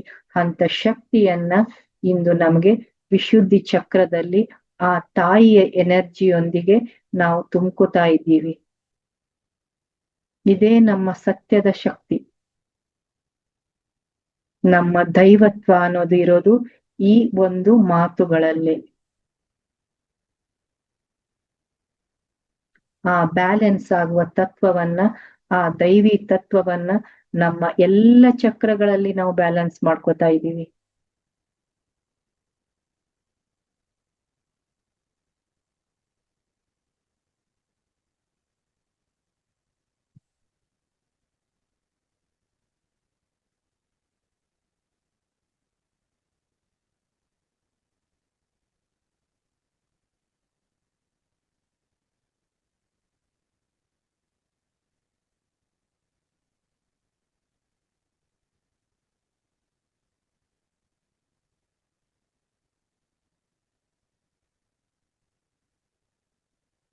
ಈಗ ನಿಧಾನವಾಗಿ ಆ ಶಕ್ತಿಯನ್ನ ನಿಮ್ಮ ಆಜ್ಞಾ ಚಕ್ರದಲ್ಲಿ ತೆಗೆದುಕೊಂಡು ಬನ್ನಿ ಮಾಸ್ಟರ್ಸ್. ಇವತ್ತು ಕಾತ್ಯಾಯನಿಯ ಮಾತೆಯ ಶಕ್ತಿ ಸ್ಥಾನ ಇರೋದು ಆಜ್ಞಾ ಚಕ್ರದಲ್ಲಿಯೇ. ಯಾಕಂದ್ರೆ ಈ ಜ್ಞಾನವನ್ನ ನಾವು ತೆಗೆದುಕೊಂಡಾಗಲೇ, ಈ ಜ್ಞಾನವನ್ನ ನಾವು ಪಡೆದುಕೊಂಡಾಗಲೇ, ನಮ್ಮ ಅರಿವನ್ನ ನಾವು ಮೂಡಿಸಿಕೊಂಡಾಗ್ಲೇ ನಮ್ಮ ಜೀವನದಲ್ಲಿ ನಾವು ಸೊಗಸಾಗಿ ಬಾಳೋಕೆ ಸಾಧ್ಯ, ಆತ್ಮದ ಉನ್ನತಿಗೆ ಎಡೆ ಹೋಗೋಕೆ ಸಾಧ್ಯ. ನಮ್ಮ ಆಧ್ಯಾತ್ಮಿಕ ಜೀವನದೊಂದಿಗೆ ನಮ್ಮ ಸಂಸಾರಿಕ ಜೀವನವನ್ನ ಬ್ಯಾಲೆನ್ಸ್ ಮಾಡುವಂತ ಜ್ಞಾನವನ್ನ, ಆ ಒಂದು ಇನ್ಫಾರ್ಮೇಶನ್ ಅನ್ನ ಅದನ್ನ ನಾವೆಲ್ಲ ತೆಗೆದುಕೊಂಡು ಅದನ್ನ ನಮ್ಮ ಜೀವನದಲ್ಲಿ ಅಳವಡಿಸಿಕೊಳ್ಳುವುದೇ ನಮಗೆ ಆಜ್ಞಾ ಚಕ್ರದಲ್ಲಿ ಆ ತಾಯಿ ಕುಳಿತು ನಮಗೆ ಬೋಧಿಸ್ತಾ ಇದ್ದಾಳೆ. ನಿನ್ನಲ್ಲೂ ದೇವಿ ಶಕ್ತಿ ಇದೆ. ಆ ಶಕ್ತಿಯನ್ನ ಜಾಗೃತಗೊಳಿಸಿಕೊಂಡಾಗ್ಲೇ, ನೀನು ಏನು, ನೀನು ಯಾರು ಅನ್ನೋದನ್ನ ಕಂಡುಕೊಂಡಾಗ್ಲೇ, ನಿನ್ನ ಶಕ್ತಿ ಏನು ಅಂತ ತಿಳ್ಕೊಂಡಾಗ ನಿನ್ನ ಮುಂದೆ ಇರುವಂತ ಯಾವ ಅಸುರರಿಗೂ, ಅದು ಒಳಗಡೆ ಇರುವ ಅಸುರರಿರ್ಬೋದು, ಹೊರಗಡೆ ಇರುವಂತ ಅಸುರರಿರ್ಬೋದು, ಹೆದರೋದಿಲ್ಲ. ಎದೆ ತಟ್ಟಿ ನಿಂತಿ ಹೋರಾಡಿ ವಿಜಯೋತ್ಸವ ಅಂದ್ರೆ ವಿಜಯ ದಶಮಿಯನ್ನ ಆಚರಿಸುವಂತ ನಮ್ಮಲ್ಲಿ ಆ ಬಲ, ಆ ಶಕ್ತಿ, ಆ ಮನೋಬಲ ಜಾಗೃತವಾಗುತ್ತದೆ. ಸೊ ಆ ಆಜ್ಞಾ ಚಕ್ರದಲ್ಲಿ ಆ ತಾಯಿಯನ್ನ ಆಹ್ವಾನಿಸಿ ಆ ಶಕ್ತಿಯನ್ನ ಪಡೆದುಕೊಳ್ಳಿ.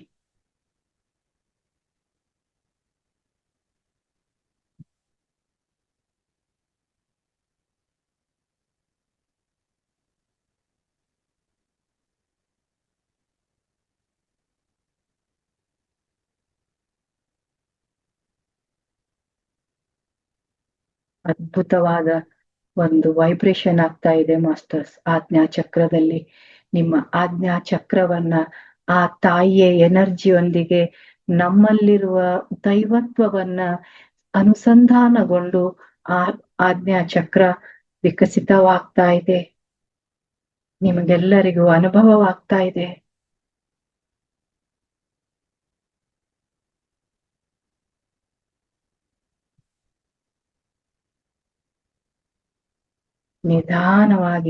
ನಿಧಾನವಾಗಿ ಸಹಸ್ರಾರದಲ್ಲಿ ಬನ್ನಿ.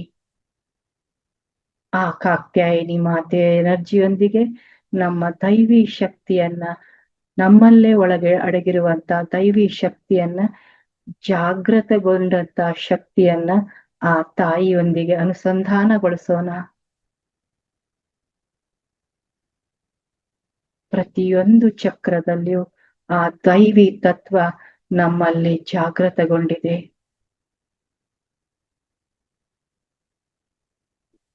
ಆ ಸತ್ಯವನ್ನ ಅರಿತು, ನಮ್ಮ ಸತ್ಯವನ್ನ ಅರಿತು, ನಮ್ಮಲ್ಲಿರುವ ಶಕ್ತಿಯನ್ನ ಅರಿತು, ಇನ್ನು ನಮ್ಮ ಜೀವನವನ್ನ ನಡೆಸಲು ನಾವೆಲ್ಲರೂ ಸಾಕ್ಷಾತ್ ಒಂದು ಅರ್ಹತೆಯನ್ನ ಪಡೆದುಕೊಂಡಿದ್ದೇವೆ.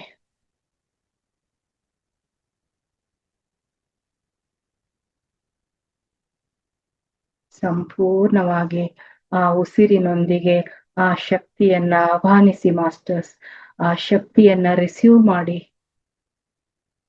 ನಿಮ್ಮ ಸಂಪೂರ್ಣ ಶರೀರವನ್ನ ಒಂದು ಸಾರಿ ಗಮನಿಸ್ತಾ ಆ ವೈಬ್ರೇಷನ್ ಅನ್ನ ಫೀಲ್ ಮಾಡಿ.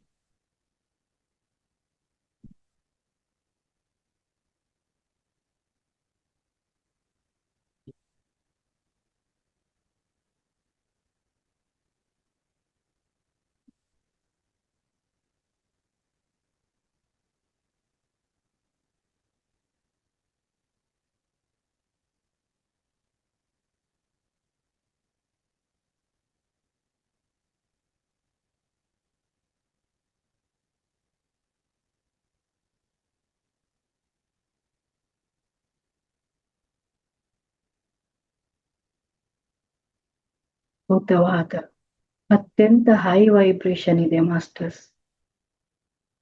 ಕಂಪ್ಲೀಟ್ ಆಗಿ ನಾವು ಆ ನವದುರ್ಗಾ ಶಕ್ತಿಯನ್ನ ಕೂಡ ಆಹ್ವಾನ ಮಾಡ್ತಾ ಆ ತಾಯಿಯಾಗೆ ಇರುವಂತ ಪ್ರತಿಯೊಂದು ಗುಣಗಳು ನಮ್ಮಲ್ಲಿ ಸ್ಥಾಪಿತವಾಗಿ ಅತ್ಯುತ್ತಮವಾದಂತ ಬ್ಯಾಲೆನ್ಸ್ ಆದಂತ ವ್ಯಕ್ತಿಗಳಾಗಿ ಆಧ್ಯಾತ್ಮ ಜೀವನ, ಸಂಸಾರಿಕ ಜೀವನವನ್ನ ಬ್ಯಾಲೆನ್ಸ್ ಮಾಡುವಂತ ದೈವಿ ಗುಣಗಳನ್ನ ನಾವೆಲ್ಲರೂ ಇಂದು ಆ ತಾಯಿಯೊಂದಿಗೆ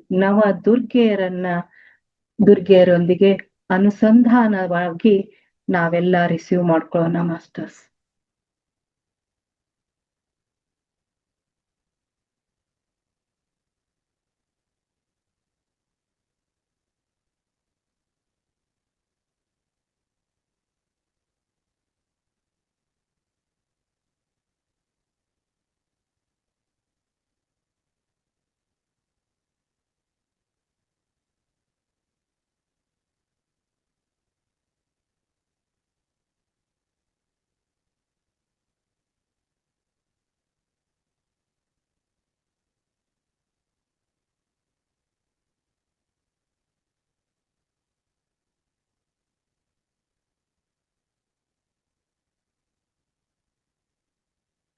ನವರಾತ್ರಿಯ ನವದಿನದಂದು ನವ ರೂಪಗಳ ಅಲ್ಲಿ ಪೂಜಿಸುವಂತ ಆಹ್ವಾನಿಸುವಂತ ಆ ಪಾರ್ವತಿ ಮಾತೆಯಲ್ಲಿರುವ ನವವಿಧವಾದ ವಿಭಿನ್ನವಾದ ಗುಣಗಳ ಒಡತಿಯರು ನಾವಾಗಿದ್ದೇವೆ ಎಂದು ಆ ಶಿವಶಕ್ತಿಯ ಸಂತಾನವಾದ ನಾವು ಆ ಶಿವಶಕ್ತಿಯಲ್ಲಿ ಇರುವಂತ ಗುಣಗಳ ವಾರಸದಾರರಾಗಿದ್ದೇವೆ. ಆ ಶಕ್ತಿಗಳ ವಾರಸದಾರರಾಗಿದ್ದೇವೆ. ಆ ದೈವತ್ವದ ದೈವಿ ಸಂಭೂತರಾದಂತ ವಾರಸದಾರತ್ವವನ್ನ ನಾವು ಇಂದು ಶಿವಶಕ್ತಿಯರಲ್ಲಿ ಅನುಸಂಧಾನಗೊಂಡು ಆ ನವದುರ್ಗೆಯರಲ್ಲಿ ಅನುಸಂಧಾನಗೊಂಡು ಈ ನವರಾತ್ರಿಯಂದು ನಮ್ಮಲ್ಲಿರುವ ದೈವಿ ತತ್ವವನ್ನ ನಾವೆಲ್ಲರೂ ಜಾಗೃತವನ್ನಾಗಿ ಮಾಡ್ಕೊಂಡಿದ್ದೇವೆ. ಹಾಗೆ ಆ ಶಕ್ತಿ ನಮ್ಮಲ್ಲಿ ಸಂಪೂರ್ಣವಾಗಿ ನಮ್ಮ ಎಲ್ಲ ಚಕ್ರಗಳಲ್ಲಿ ಸ್ಥಾಪಿತಗೊಂಡಿದೆ.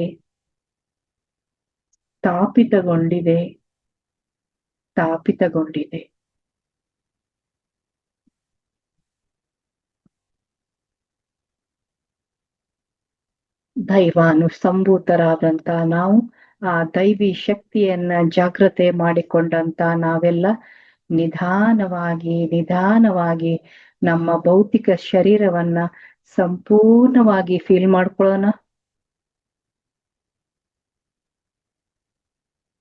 ಕಾಲ್ ಬೆರಳುಗಳ ತುದಿಯಿಂದ ನೆತ್ತಿಯವರೆಗೂ ನಿಮ್ಮ ದೇಹವನ್ನ ಫೀಲ್ ಮಾಡ್ಕೊಳ್ಳಿ. ಅದರೊಂದಿಗೆ ವೈಬ್ರೇಷನ್ ಅನ್ನ ಫೀಲ್ ಮಾಡ್ಕೊಳ್ಳಿ.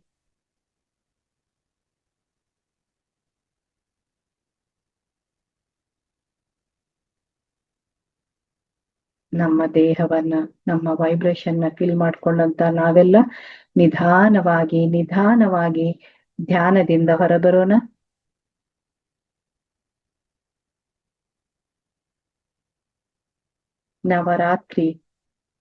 ನವರಾತ್ರಿಯ ಸಾಂಕೇತಿಕವಾಗಿ ಆಚರಿಸ್ತಾ ಇದ್ದೇವೆ ನಾವು ಧ್ಯಾನದ ಮೂಲಕ. ಆ ತಾಯಿಯಲ್ಲಿ ಆ ತಾಯಿ ನಮಗೆ ನವ ದಿನಗಳು ಬಂದು ನಮಗೆ ನೀಡುವಂತ ಸಂದೇಶವೇನು, ಯಾವ ಗುಣಗಳನ್ನ ನಾವು ಪಡಿಬೇಕು ಅಂತ ತೋರಿಸಿಕೊಟ್ಟಂತ ಆ ಶಿವಶಕ್ತಿಯರಿಗೆ, ಹಾಗೆ ಪರಿವಾರದಲ್ಲಿದ್ದು ಆಧ್ಯಾತ್ಮಿಕ ಜೀವನವನ್ನು ಹಾಗೆ ಸಂಸಾರಿಕ ಜೀವನವನ್ನು ಬ್ಯಾಲೆನ್ಸ್ ಮಾಡ್ಕೊಂಡು ಹೋಗ್ಬೋದು ಅಂತ ಪಾರ್ವತಿ, ಶಿವ ಪಾರ್ವತಿ ಹಾಗೂ ಶಿವನ ಪರಿವಾರಕ್ಕೆ ಹಾಗೂ ಇಂದಿನ ದೇವತೆ ಆದಂತ ಕಾತ್ಯಾಯಿನಿಯ ಮಾತೆಗೆ ಹಾಗೂ ನವದುರ್ಗೆಯರಿಗೆ, ಮಹಾ ಅವತಾರ್ ಬಾಬಾಜಿಯವರಿಗೆ, ಪತ್ರಿಜಿ ಗುರುಗಳಿಗೆ, ಆಂಜನೇಯ ಸ್ವಾಮಿಯವರಿಗೆ, ದತ್ತಾತ್ರೇಯ ಮಹಾಪ್ರಭುಗಳಿಗೆ ಹಾಗೂ ನಮ್ಮಲ್ಲೇ ಇರುವಂತ ನಮ್ಮ ದೈವ ಶಕ್ತಿಗೆ, ನಮ್ಮ ಆತ್ಮದ ಶಕ್ತಿಗೆ, ನಮ್ಮ ಮನಸ್ಸಿನ ಶಕ್ತಿಗೆ, ಇದಕ್ಕೆಲ್ಲವನ್ನ ಸಾಧಿಸಲು ಕಾರಣಭೂತವಾದಂತ ನಮ್ಮ ದೇಹಕ್ಕೆ ಕೋಟಿ ಕೋಟಿ ಪ್ರಣಾಮಗಳನ್ನ ಸಲ್ಲಿಸುತ್ತಾ, with deep gratitude, thank you, thank you, thank you. ನಿಮ್ಮ ಎರಡು ಕೈಕಾಲುಗಳನ್ನ ಬಿಡಿಸಿಕೊಂಡು ಮಾಸ್ಟರ್ಸ್ ನಮಸ್ಕಾರ ಮುದ್ರೆಯಲ್ಲಿ ಬನ್ನಿ. ಅತ್ಯಂತ ಅದ್ಭುತವಾದ ಆ ದೈವಿ ಶಕ್ತಿಯನ್ನ ಪಡೆಕೊಂಡಂತ ನಾವು ನಮ್ಮ ಎರಡೂ ಕೈಗಳಲ್ಲಿ ಆ ಶಕ್ತಿಯನ್ನ ಫೀಲ್ ಮಾಡ್ತಾ ನಮ್ಮ ಕಣ್ಗಳ ಮೇಲೆ ಇಟ್ಕೊಳ್ಳೋಣ. ಆ ನವದುರ್ಗೆಯರ ಶಕ್ತಿಯನ್ನ ಪಡೆದುಕೊಂಡಂತ ನಾವು ಎಲ್ಲರೂ ತುಂಬಾ ಆನಂದದಾಯಕವಾಗಿ, ಸಂತೋಷವಾಗಿ, ಸಂತೃಪ್ತಿಯನ್ನ ಹೊಂದಿದ್ದೇವೆ. ನಮ್ಮಲ್ಲಿರುವ ದೈವಿ ಶಕ್ತಿಯೊಂದಿಗೆ, ಜಾಗೃತವಾದ ಆ ಶಕ್ತಿಯೊಂದಿಗೆ ನಮ್ಮ ಜೀವನದ ಕೊನೆಯವರೆಗೂ ನಾವು ಆ ಶಕ್ತಿಯನ್ನ ನಮ್ಮಲ್ಲೇ ಇಟ್ಟು ನಾವು ಅದನ್ನ ಇವತ್ತಿನಿಂದ ಸೆಲೆಬ್ರೇಟ್ ಮಾಡ್ತೀವಿ. ಅದನ್ನ ಸಂತೋಷದಿಂದ ಸ್ವೀಕರಿಸಿದಂತ ದೈವಾನ ಸಂಭೂತರೇ ಆಗಿ ನಾವು ಎರಡು ಕೈಗಳನ್ನ ತೆಗೆದು ದೈವತ್ವದ ಕಣ್ಣುಗಳನ್ನ ನಮ್ಮ ಕೈಗಳಲ್ಲಿ ಓಪನ್ ಮಾಡ್ತಾ ನಾವು ಕಣ್ಣನ್ನ ಓಪನ್ ಮಾಡೋಣ ಮಾಸ್ಟರ್. ಎಸ್, ಅದ್ಭುತವಾದ ಧ್ಯಾನವನ್ನ ಮಾಡಿದ್ದೀವಿ ಮಾಸ್ಟರ್ಸ್. ದೈವಿ ಶಕ್ತಿಯನ್ನ ನಾವೆಲ್ಲ ಪಡೆದುಕೊಂಡಿದ್ದೀವಿ. ಎಲ್ಲರಿಗೂ ಚಪ್ಪಾಳೆ ಚಪ್ಪಾಳೆ.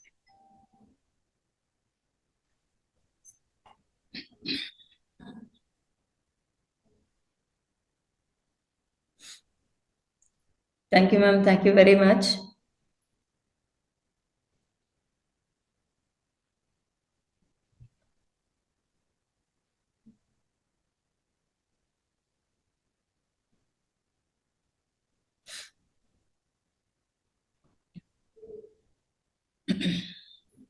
ಜಯಶ್ರೀ ಮ್ಯಾಮ್.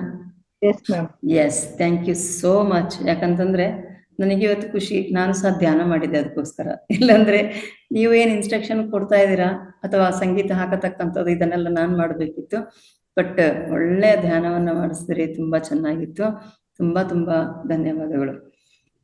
ಜೊತೆಗೆ ತಮ್ಮ ಇವತ್ತೊಂದು ಸ್ವಾಧ್ಯಾಯ, ಯಾಕಂತಂದ್ರೆ ಈ ನವರಾತ್ರಿ ಪ್ರಾರಂಭ ಆದರಿಂದ ಸಾಮಾನ್ಯವಾಗಿ ಎಲ್ಲರೂ ಸಹ ಜ್ಞಾನವನ್ನ ಹಂಚಿಕೆ ಬಂದವರು ಮಧ್ಯಾಹ್ನ ಅಥವಾ ಬೆಳಗಿನ ಸೆಷನ್ ಅಲ್ಲಿ ಅಥವಾ ಈ ರಾತ್ರಿ ಸೆಷನ್ ಅಲ್ಲಿ ಆ ನವರಾತ್ರಿಯ ಬಗ್ಗೆ ಹೇಳ್ತಾ ಇದ್ರು, ದೇವಿಗಳ ಬಗ್ಗೆ ಎಲ್ಲ.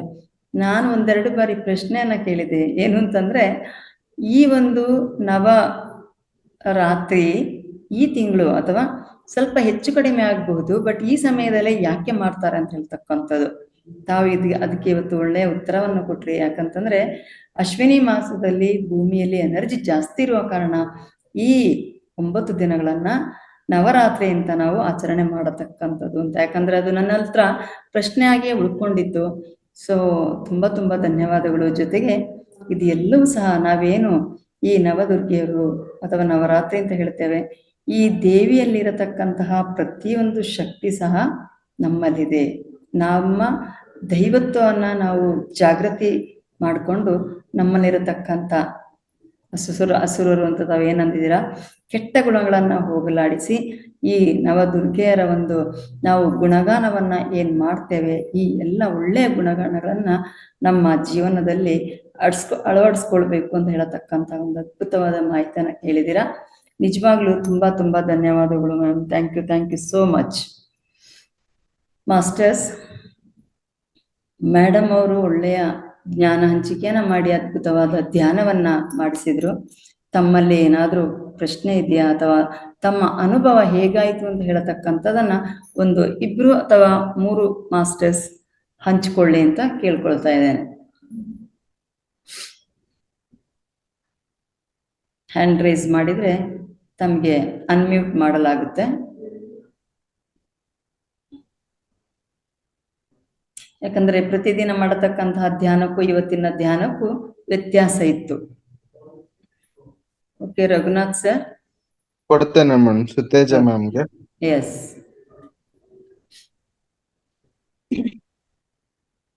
ನಮಸ್ತೆ ಜಯಶ್ರೀ ಮೇಡಮ್. ನಮಸ್ತೆ ರೇವತಿ ಮೇಡಮ್. ನಮಸ್ತೆ. ತುಂಬಾ ಅದ್ಭುತವಾಗಿತ್ತು ಮೇಡಮ್. ರೇವತಿ ಮೇಡಮ್ ಹೇಳ್ದಂಗೆ ಧ್ಯಾನ ಜೊತೆಗೆ ಜ್ಞಾನ ಎರಡೂ ತುಂಬಾ ಅದ್ಭುತವಾಗಿತ್ತು.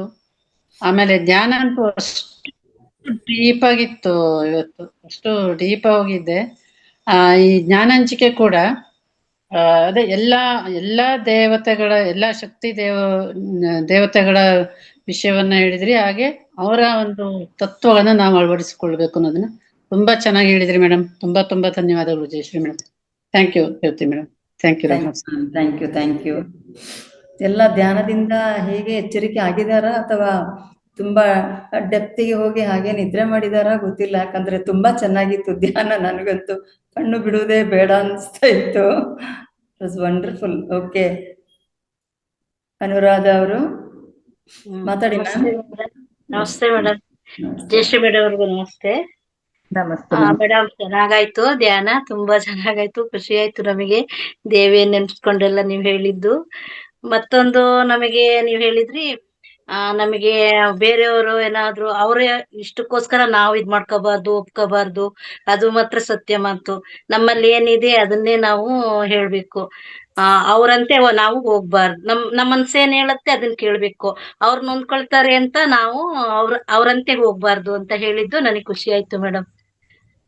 ಚೆನ್ನಾಗಾಯ್ತು ಮೇಡಮ್, ಚೆನ್ನಾಗಿ ಹೇಳಿದ್ರಿ ಮೇಡಮ್. ತುಂಬಾ ಚೆನ್ನಾಗಿ ಧ್ಯಾನ ಆಯ್ತು, ಚೆನ್ನಾಗ್ ಮಾಡಿದ್ವಿ. ಖುಷಿ ಆಯ್ತು madam. Thanks madam. Thank you. ನೋಡಿ, ನಾನು ಯಾವ ಒಂದು ಪಾಯಿಂಟ್ ಅನ್ನ ಎಕ್ಸ್ಪೆಕ್ಟ್ ಮಾಡ್ತಿದ್ದೆ ಅದನ್ನೇ ಪಾಯಿಂಟ್ ಅನ್ನ ಹೇಳಿದ್ರಿ. ಏನಂದ್ರೆ ನಾವು ಸಾಧನೆ ಮಾಡಿದಾಗ ನಮ್ಮಲ್ಲಿ ಇನ್ನರ್ ವಾಯ್ಸ್ ಬರುತ್ತೆ. ನಾವು ಬೇಡ ಬೇಡ ಅಂತ ಹೇಳ್ತಿರುತ್ತೆ, ಅದು ಹೂ ಅಂತ ಹೇಳ್ತೀವಿ. ಯಾವತ್ತು ನಾವು ನಮ್ಮ ಇನ್ನರ್ ವಾಯ್ಸ್ ಅನ್ನ ಕೇಳಕ್ ಸ್ಟಾರ್ಟ್ ಮಾಡ್ತೀವಿ ಅವಾಗ್ಲೇ ನಮ್ಮ ಆತ್ಮದ ಉನ್ನತಿ. ಅದನ್ನ ಕರೆಕ್ಟ್ ಆದ ಪಾಯಿಂಟ್ ಹೇಳಿದ್ರಿ madam. Thank you so much. Thank you. Thank you ma'am. Shakuntala ma'am. ನಮಸ್ತೆ ರೇವತಿ ಮೇಡಮ್. ನಮಸ್ತೆ ನಮಸ್ತೆ ನಮಸ್ತೆ. ಜಯಶ್ರೀ ಮೇಡಮ್ ನಮಸ್ತೆ. ನಮಸ್ತೆ ಶಕುಂತಲಾ ಮೇಡಮ್. ಸ್ವಾಧ್ಯಾಯ ತುಂಬಾ ಚೆನ್ನಾಗಿತ್ತು ಮೇಡಮ್. ಧ್ಯಾನ ತುಂಬಾ ಚೆನ್ನಾಗಿತ್ತು madam. Thank you so much. Thank you. Okay Nagaratna ma'am. ನಮಸ್ತೆ ಮೇಡಮ್. ನಮಸ್ತೆ. ರೇವತಿ ಮೇಡಮ್ ಅವ್ರಿಗೂ ಹಾಗೂ ಗಾಯತ್ರಿ ಮೇಡಮ್ ಅವ್ರಿಗೂ ತುಂಬಾ ಧನ್ಯವಾದಗಳು.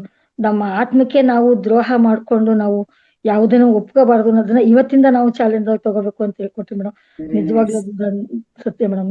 ನಾವು ಮಾಡೋದು ನಮ್ಮ ಆತ್ಮಕ್ಕೆ ಸರಿಯಾಗಿರ್ಬೇಕು. ನಾವು ಅವ್ರು ಯಾರೋ ಹೇಳಿದ್ರು ಅಂತ ಅದನ್ನ ನಾವು ಒಪ್ಕೊಂಡ್ ಮಾಡಿದ್ರೆ ಅದು ನಮ್ಮ ಆತ್ಮಕ್ಕೆ ನಾವು ದ್ರೋಹ ಮಾಡ್ಕೊಂಡಂಗಾಗತ್ತೆ ಅನ್ನೋದನ್ನ ತಿಳಿಸ್ಕೊಟ್ರಿ. ಇವತ್ತಿಂದ ನಾವು ಅದನ್ನ ಅನುಸರಿಸ್ಕೊಂಡು ನಾವು ಆ ಶಕ್ತಿ ದೇವತೆ ಹತ್ರ ನಾವು ಸ್ವಲ್ಪ ಶಕ್ತಿನ ಜಾಸ್ತಿ ಪಡ್ಕೊಂಡು ಇನ್ಮೇಲಿಂದ ನಾವು ಹೆಂಗಸರುಗಳು ತುಂಬಾ ಧೈರ್ಯವಾಗಿ ಮುನ್ನಾಗ್ಬೇಕು. ಜೊತೆ ಜ್ಞಾನದಲ್ಲೆಲ್ಲ ನಾವು ಅಳವಡಿಸ್ಕೋಬೇಕು. ಮನೆಯವ್ರು ಯಾರು ಬೇಡ ಅಂದ್ರು ಅದನ್ನ ನಾವು ಆಟ ಮಾಡಿ ನಾವು ಧ್ಯಾನ ಕೂತ್ಕೊಂಡು ಧ್ಯಾನದಿಂದ ನಾವೆಲ್ಲ ಗೆಲ್ಲಬೇಕು ಅನ್ನೋದನ್ನ ಇವತ್ತು ಅರ್ಥಕೋಬೇಕು ಮೇಡಮ್. ತುಂಬಾ ಚೆನ್ನಾಗಿ ಹೇಳ್ಕೊಟ್ಟಿದ್ದೀರಾ. ಧನ್ಯವಾದ madam. Thank you ma'am. Thank you. ಬೇರೆ ಮಾಸ್ಟರ್ಸ್?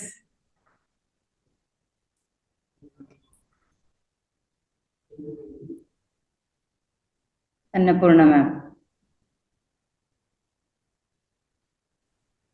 ಮೇಡಮ್ ನಮಸ್ತೆ ಮೇಡಮ್.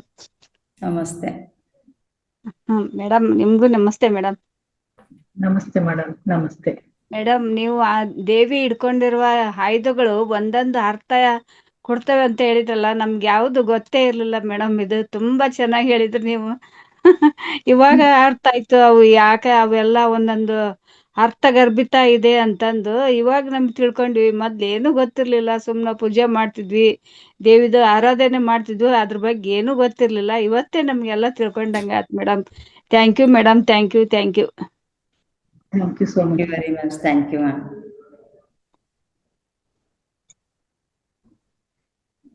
ನೋಡಿ, ಅಷ್ಟೇ ಅಲ್ಲದೆ ಬಣ್ಣಗಳು ಇದೇ ಕಲರ್ ಹಾಕೋಬೇಕು ಅಂತ ಹೇಳ್ತಾರೆ. ನಾವೆಲ್ಲರಿಗೂ ಗೊತ್ತು ಇವತ್ತು ಈ ಕಲರ್. ಯಾಕಂದ್ರೆ ಆ ಕಲರ್ ಆ ಶಕ್ತಿ ಇದೆ. ಆ ಶಕ್ತಿಯನ್ನ ನಾವು ಆ ಕಲರ್ ಅನ್ನ ಹಾಕೊಂಡಾಗ ಆ ಕಲರಿಗೂ ಒಂದ್ ಶಕ್ತಿ ಇದೆ. ಅದನ್ನು ನಾವು ಏನಂದ್ರೆ ನಮ್ಮ ಚಕ್ರಗಳಲ್ಲಿ ಅದನ್ನ ನಾವು ಅಬ್ಸರ್ವ್ ಮಾಡ್ತೀವಿ, ಅದನ್ನ ರಿಸೀವ್ ಮಾಡ್ತೀವಿ. ಸೊ ಅದಕ್ಕೆ ಹೇಳ್ತಾರೆ ಆ ಕಲರ್ ಹಾಕೊಳ್ಳಿ ಅಂತ. Okay madam. Thank you madam. Thank you. ನಮ್ಮ ಆಕ್ಚುಲಿ ಧ್ಯಾನಸ್ಥರು ಸಮೇತ ಅದೇ ಕಲರ್ ಅನ್ನ ಹಾಕ್ತಾ ಇದ್ರು ಆಕ್ಚುಲಿ ನವರಾತ್ರಿ. ಆಕ್ಚುಲಿ ನಾನು ಹಾಕ್ತಾ ಇದ್ದೆ, ಬಟ್ ಇವತ್ತು ಅಕ್ಯುಪ್ರೆಷರ್ ಟ್ರೈನಿಂಗ್ ಹೋದವಳು ಜಸ್ಟ್ ಬಂದು ಮುಟ್ಟುವಾಗ ಜಸ್ಟ್ ನಮ್ಮ ಈ ಪ್ರೋಗ್ರಾಮ್ನ ಹೋಸ್ಟ್ ಮಾಡುವ ಟೈಮ್ ಆಯ್ತು. ನಾನು ಹಾಗೆ ನೇರವಾಗಿ ಬಂದು ಕೂತೆ. ಮತ್ತೆ ತಮ್ಗೊಂದು ಮಾತು ಹೇಳಿದೆ, ಲಕ್ಷ್ಮೀ ಮೇಡಮ್ ಅವ್ರು ಇಲ್ಲೇ ಇದ್ದಾರಂತ, ಬಹುಶಃ ಟಯರ್ಡ್ ಆಗಿದ್ದಾರೆ, ಅವ್ರು ಒಳಗೆ ಇದ್ದಾರೆ. ಸೊ ಬಹುಶಃ ಅವರು ಮಾತಾಡ್ತಾರ ಇಲ್ವೋ ಗೊತ್ತಿಲ್ಲ, ಕರೆದು ನೋಡ್ತೇನೆ, ನೋಡೋಣ. ಓಕೆ ಜ್ಯೋತಿ ಮ್ಯಾಮ್. ಅನ್ನಪೂರ್ಣ ಶೆಟ್ಟರ್. ಜ್ಯೋತಿ ಅವ್ರಿಗೆ ಹ್ಯಾಂಡ್ ರೈಸ್ ಮಾಡಿದ್ದಾರೆ ನೋಡಿ. Okay okay.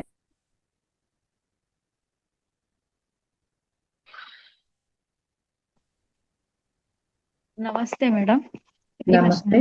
ತುಂಬಾ ಚೆನ್ನಾಗಾಯ್ತು ಮೇಡಮ್. ನೀವು ಅದು ಕಲ್ಲರಿಂದ ಅಂದ್ರಲ್ಲ, ನಾವೆಲ್ಲ ಚಿಕ್ಕವರಿದ್ದಾಗ ಇದು ಕಲ್ಲರಿಂದ ಅಷ್ಟು ಇರ್ಲಿಲ್ಲ ಅಲ್ಲ ಮೇಡಮ್? ಇದು ಅದೇ ನೋಡಿ ಇತ್ತೀಚೆಗೆ ಬಂದಿದೆ ಅನ್ಸುತ್ತೆ ಇದು. ನಾವೆಲ್ಲ ಹೀಗೆ ಅನ್ಕೊಂಡಿದ್ದೀವಿ. Yes.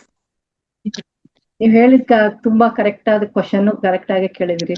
ನೋಡಿ, ಯಾವುದೇ ಒಂದು ಹೊಸದ್ ಬಂದಾಗ ಏನ್ ತಪ್ಪಿದೆ ಅದನ್ನ ಅಳವಡಿಸ್ಕೊಳಕ್ಕೆ. ಯಾಕಂದ್ರೆ ನಾವು ಅವಾಗ ಅವಕ್ಕೆಲ್ಲ ಪ್ರಿಫರೆನ್ಸ್ ಕೊಡ್ತಿರ್ಲಿಲ್ಲ. ಯಾಕಂದ್ರೆ ನಾವು ಏನ್ ತಿಳ್ಕೊಂಡ್ಬಿಟ್ಟಿದೀವಿ, ಬರೀ ಏನಂದ್ರೆ ಪೂಜೆ ಪುನಸ್ಕಾರ ಮಾಡೋದಂದ್ರೆ ಏನು, ಒಂದು ಹೆಂಗೆಂಗೋ ಇರೋದು, ಹೇಗೆಗೋ ಇರೋದು, ಒಟ್ನಲ್ಲಿ ಯಾವ್ದ್ಯಾವ್ದೋ ಸೀರೆ ಉಟ್ಕೋದು, ಯಾವ್ದ್ಯಾವ್ದೋ ಡ್ರೆಸ್ ಹಾಕೋದು, ಅದ್ ಏನ್ ಹೇಳಿದಾರೆ ಆ ಪೂಜೆ ಮಾಡೋದು, ಆ ಒಂದು ಏನಂದ್ರೆ ನೈವೇದ್ಯ ಮಾಡೋದು. ಮೇಡಮ್, ಏನಂದ್ರೆ ಹಬ್ಬಗಳು ಬರೋದೇ ಸೆಲೆಬ್ರೇಷನ್ ಮಾಡಕ್ಕೆ. ಏನ್ ಸೆಲೆಬ್ರೇಷನ್ ಮಾಡ್ಬೇಕು ನಾವು? ಬರೀ ದೇವ್ರ ಪೂಜೆ ಮಾಡಿದ್ರೆ ಆಯ್ತಾ? ನಾನು ದೇವಿ ಆಗಿದ್ದೀನಿ. ದೇವಿ ಅಂದ್ರೆ ನಾವ್ ಏನ್ ಅನ್ಕೋತೀವಿ, ಅವಳನ್ನ ನಾವು ಏನಾದ್ರೂ ಒಂದ್ ಸಾರಿ, ಸಿಂಪಲ್ ಇರೋ ಸಾರಿಯಲ್ಲಿ ಯಾವತ್ತಾದ್ರೂ ನೋಡ್ತೀವ? ಇಲ್ವಲ್ಲ. ಅವಳೇನ್ ಮಾಡ್ತೀವಿ, ನಾನಾ ಅಲಂಕಾರ ಭೂಷಿತೆ ಅಂತ ಹೇಳ್ತೀವಿ. ಹಂಗೆ ನಾನೇ ದೇವಿ ಅಂದ್ಮೇಲೆ ಆ ದೇವಿಯ ಕಳೆ ಇರ್ಲಿ, ನನ್ನಲ್ಲೂ ಆ ಕಳೆ ಬರ್ಲಿ, ಹೊಸತನ ಬರ್ಲಿ ನನ್ನಲ್ಲಿರುವ. ಈಗ ಹಬ್ಬದಲ್ಲಿ ನಾವ್ ಯಾಕೆ ಹೊಸ ಬಟ್ಟೆ ಹಾಕೋತೀವಿ? ನಮ್ಮಲ್ಲಿ ಹೊಸತನ ಬರ್ಲಿ ಅಂತ. ಅದಕ್ಕೆ ಏನಂದ್ರೆ ಈ ತರ ಕಲರ್ ಇಂದನೂ ನಾವು ಸಂಭ್ರಮಿಸಬಹುದು ಅಂತ ಇದು ಒಂದು ಕಾನ್ಸೆಪ್ಟ್ ಮೇಡಮ್. ಯಾಕಂದ್ರೆ ನಾವು ಚೆನ್ನಾಗಿ ರೆಡಿ, ಬರೇ ಮನೆಯಲ್ಲಿ ಕುತ್ಕೊಂಡ್ರೆ ಆಯ್ತಾ? ಯಾವಾಗ ದೇವಿ ಏನ್ ಹೇಳಿದಾಳೆ, ನೀನು ನಿನ್ನಲ್ಲಿರುವಂತ ಏನು ಒಂದು ಚೌಕಟ್ಟಿದೆ ಅದನ್ನ ಬಿಟ್ಟು ಹೊರಗ್ ಬಾ ಅಂತ. ನೋಡಿ, ಆಗ ಯಾವಾಗ ಅಂದ್ರೆ ಅವ್ಳು ತಪಸ್ಸಿಗೆ ಕುಂತಾಗ ಆ ಪಾರ್ವತಿ ದೇವಿ ಪೂರ್ತಿ ಕಪ್ಪಾಗಿರ್ತಾಳಂತೆ. ಇವನ ಜಡಿಯಲ್ಲಿರುವಂತ ನೀರನ್ನ ಅವಳ ಮೇಲೆ ಬಿಟ್ಟಾಗ ಅವಳು ಚಂದ್ರನಂತೆ ಹೊಳಿತಾಳೆ. ನಾನು ಹೇಳ್ದೆ, ಚಂದ್ರನಂತ ಹೊಳೆಯುವಂತ ಸೌಂದರ್ಯ ಬರುತ್ತೆ. ಆವಾಗ ಅವಳನ್ನ ನಾನಾ ರೀತಿಯಾಗಿ ಅಲಂಕಾರ ಮಾಡ್ತಾರಂತೆ. ನಾವು ಆತರ ಅಲಂಕಾರ ಮಾಡ್ಕೊಳ್ಳೋಣ, ಏನ್ ತಪ್ಪಿದೆ? ಯಾವ್ದು ಒಳ್ಳೇದಿದೆ ಅದನ್ನ ಏನಂದ್ರೆ ನಾವು ಅದನ್ನ ರೂಢಿಸ್ಕೊಳ್ಳೋಣ ಮೇಡಮ್. ಯಾಕಂದ್ರೆ ಎಲ್ಲೋ ಒಂದ್ ಕಡೆ ಯಾವ್ದಾವ್ದೋ ಒಂದೊಂದು ಬೇಡದೇ ಇರೋದನ್ನ ಆಡ್ ಮಾಡಿದ್ದಾರೆ, ಬೇಕಾಗಿರೋದನ್ನ ಮಾಡಿಲ್ಲ. ಎಲ್ಲಿ ಮತ್ತೆ ಹೆಣ್ಮಕ್ಳು ಈ ತರ ರೆಡಿ ಆಗ್ಬಿಟ್ರೆ ಅಂತ ನೀವ್ ಯಾರು ತಪ್ಪು ತಿಳ್ಕೊಬೇಡಿ. ನಮ್ದು ಪುರುಷ ಪ್ರಧಾನವಾದ ದೇಶ. ಸೊ ಹಾಗಾಗಿ ಇವಳು ಎಲ್ಲಿ ಈ ತರ ರೆಡಿ ಹಾಕೊಂಡು ಎಲ್ಲಾ ಮಾಡ್ಕೊಂಡು ಹೋದ್ರೆ, ಇವಳು ಮನೇಲಿ ಕುತ್ಕೊಳ್ಳಿ, ಪೂಜೆ ಮಾಡ್ಲಿ, ಪುನಸ್ಕಾರ ಮಾಡ್ಲಿ, ಬರೀ ಹೆಣ್ಮಕ್ಳಿಗೆ ಅಷ್ಟೇ ರೀತಿ ರಿವಾಜು, ಗಂಡ್ ಮಕ್ಳಿಗೆ ಏನೂ ಇಲ್ಲ. ಯಾಕೆ ಅಲ್ವಾ? ಸೊ ಅದಕ್ಕೆ ಏನಂದ್ರೆ ಇವಾಗ ನಮ್ಮಲ್ಲಿ ಏನಂದ್ರೆ ಇರುವಂತ ಸ್ತ್ರೀ ತತ್ವ ಜಾಗೃತಿ ಆಗ್ತಾ ಇದೆ. ನಾವು ಅಜ್ಞಾನದಿಂದ ಹೊರಗೆ ಬರ್ತಾ ಇದೆ. ಯಾಕಂದ್ರೆ ಅದನ್ನೇ ಪಾರ್ವತಿ ದೇವಿ ಹೇಳಿದಾಳೆ. ಆವಾಗಿನ ಕಾಲದಲ್ಲೇ ಪಾರ್ವತಿ ಅದನ್ನ ಮಾಡಿ ತೋರಿಸಿದಾಳೆ. ನಾವೀಗ 21ನೇ ಶತಮಾನದಲ್ಲೂ ಇನ್ನೂ ಅಳ್ತಾ ಇದೀವಿ ಇದನ್ನೆಲ್ಲ ಅಪ್ಲೈ ಮಾಡ್ಕೊಳಕ್ಕೆ.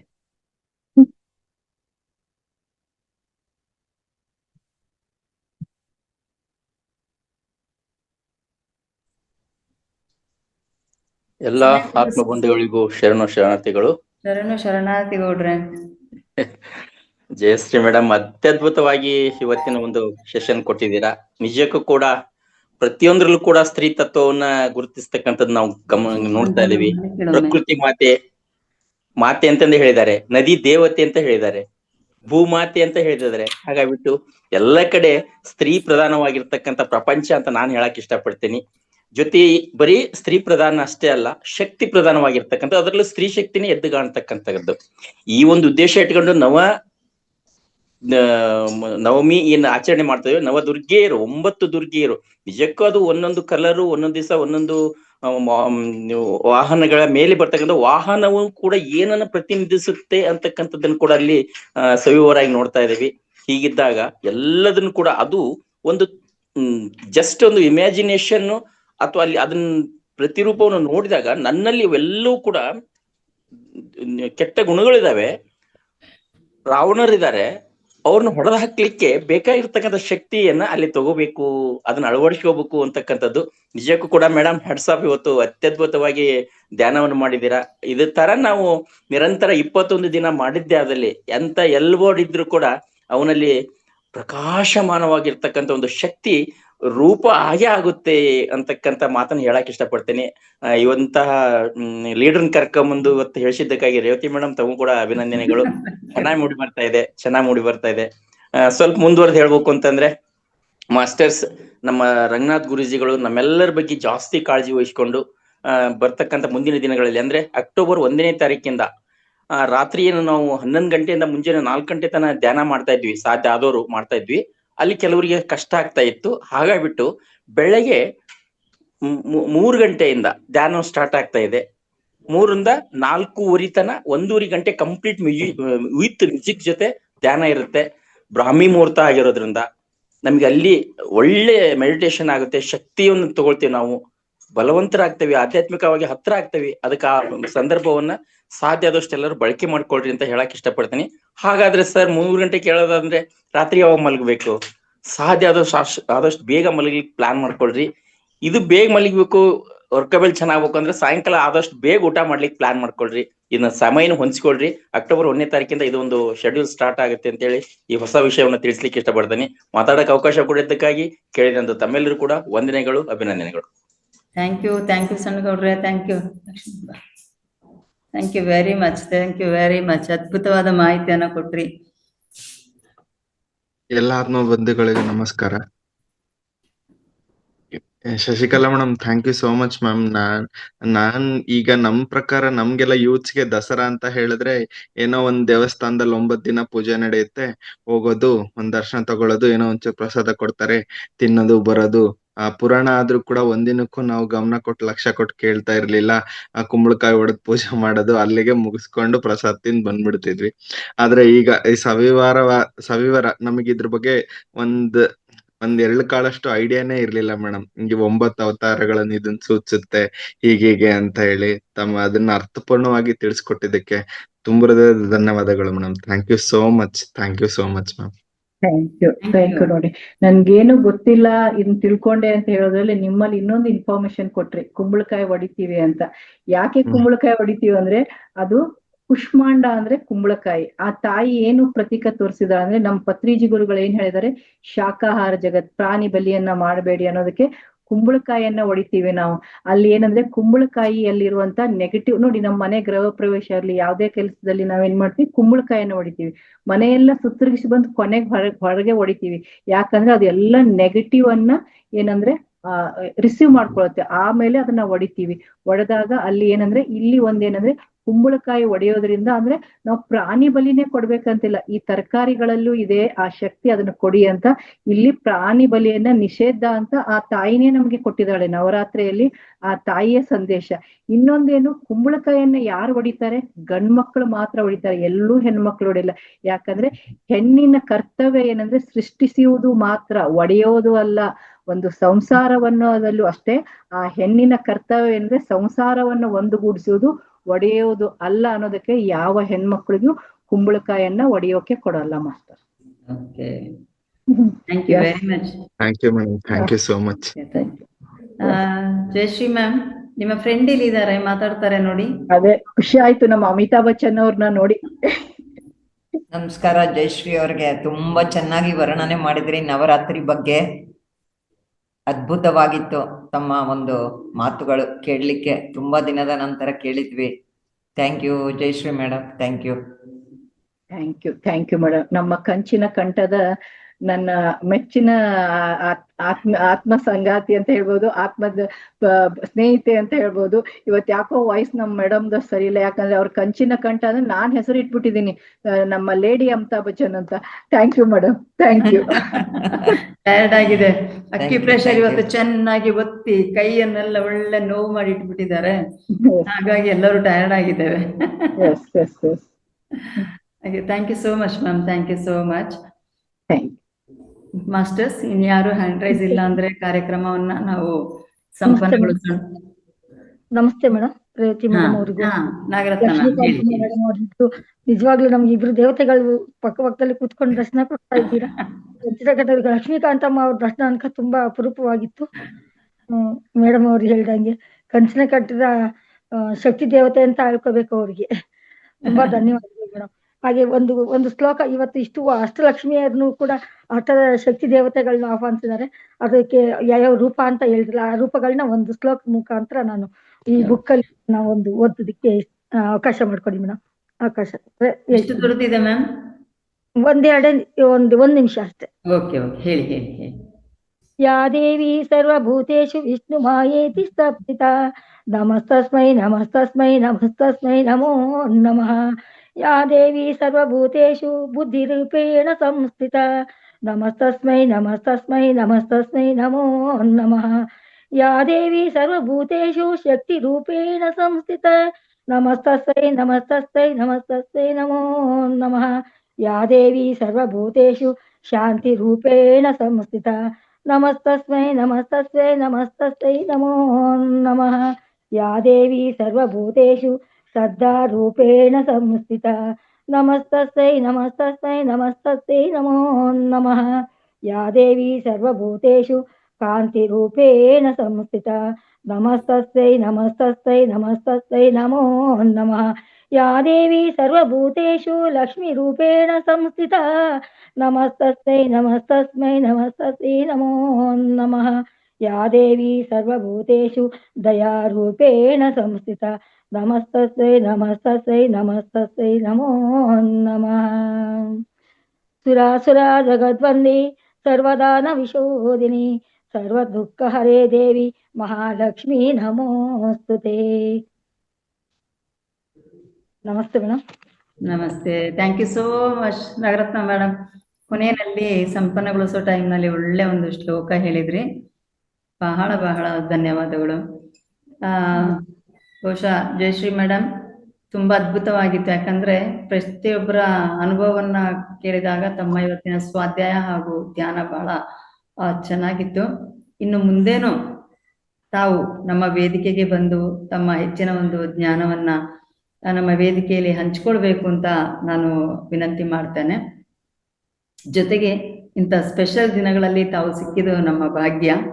ಯಾಕಂತಂದ್ರೆ ಶನಿವಾರದ ಕಾರ್ಯಕ್ರಮ ನಾವು ಆಕ್ಚುಲಿ ಮೊದಲೇ ನಿಗದಿ ಮಾಡಿರುವುದಿಲ್ಲ, ವಿಶೇಷ ಕಾರ್ಯಕ್ರಮ ಅಂತ ಮಾತ್ರ ಮಾಡ್ತೇವೆ. ನಾವುಗಳೇ ನಮ್ಮ ವೇದಿಕೆಯಲ್ಲಿ ಹಾಡು ಹೇಳತಕ್ಕಂಥದ್ದು ಅಥವಾ ಕವನ ಹೇಳತಕ್ಕಂಥದ್ದು, ಚುಟುಕ ಹೇಳತಕ್ಕಂಥದ್ದು ಇಂಥದನ್ನ. ಬಟ್ ಕೆಲವರದು ಮೆಸೇಜು ನನಗೆ ಬಂದಿತ್ತು, ಮೇಡಮ್ ನವರಾತ್ರಿಯ ಟೈಮ್ ಆದ ಕಾರಣ ನವರಾತ್ರಿ ಧ್ಯಾನವನ್ನ ಮಾಡಿಸಿ ಅಂತ. ನನಗೆ ಹೇಳೋದಾದ್ರೆ ನಮಗೆ ಈ ಹಬ್ಬನೂ ಇಲ್ಲ, ನನಗೆ ಇದ್ರ ಬಗ್ಗೆ ಹೆಚ್ಚಿನ ಜ್ಞಾನನೂ ಇಲ್ಲ.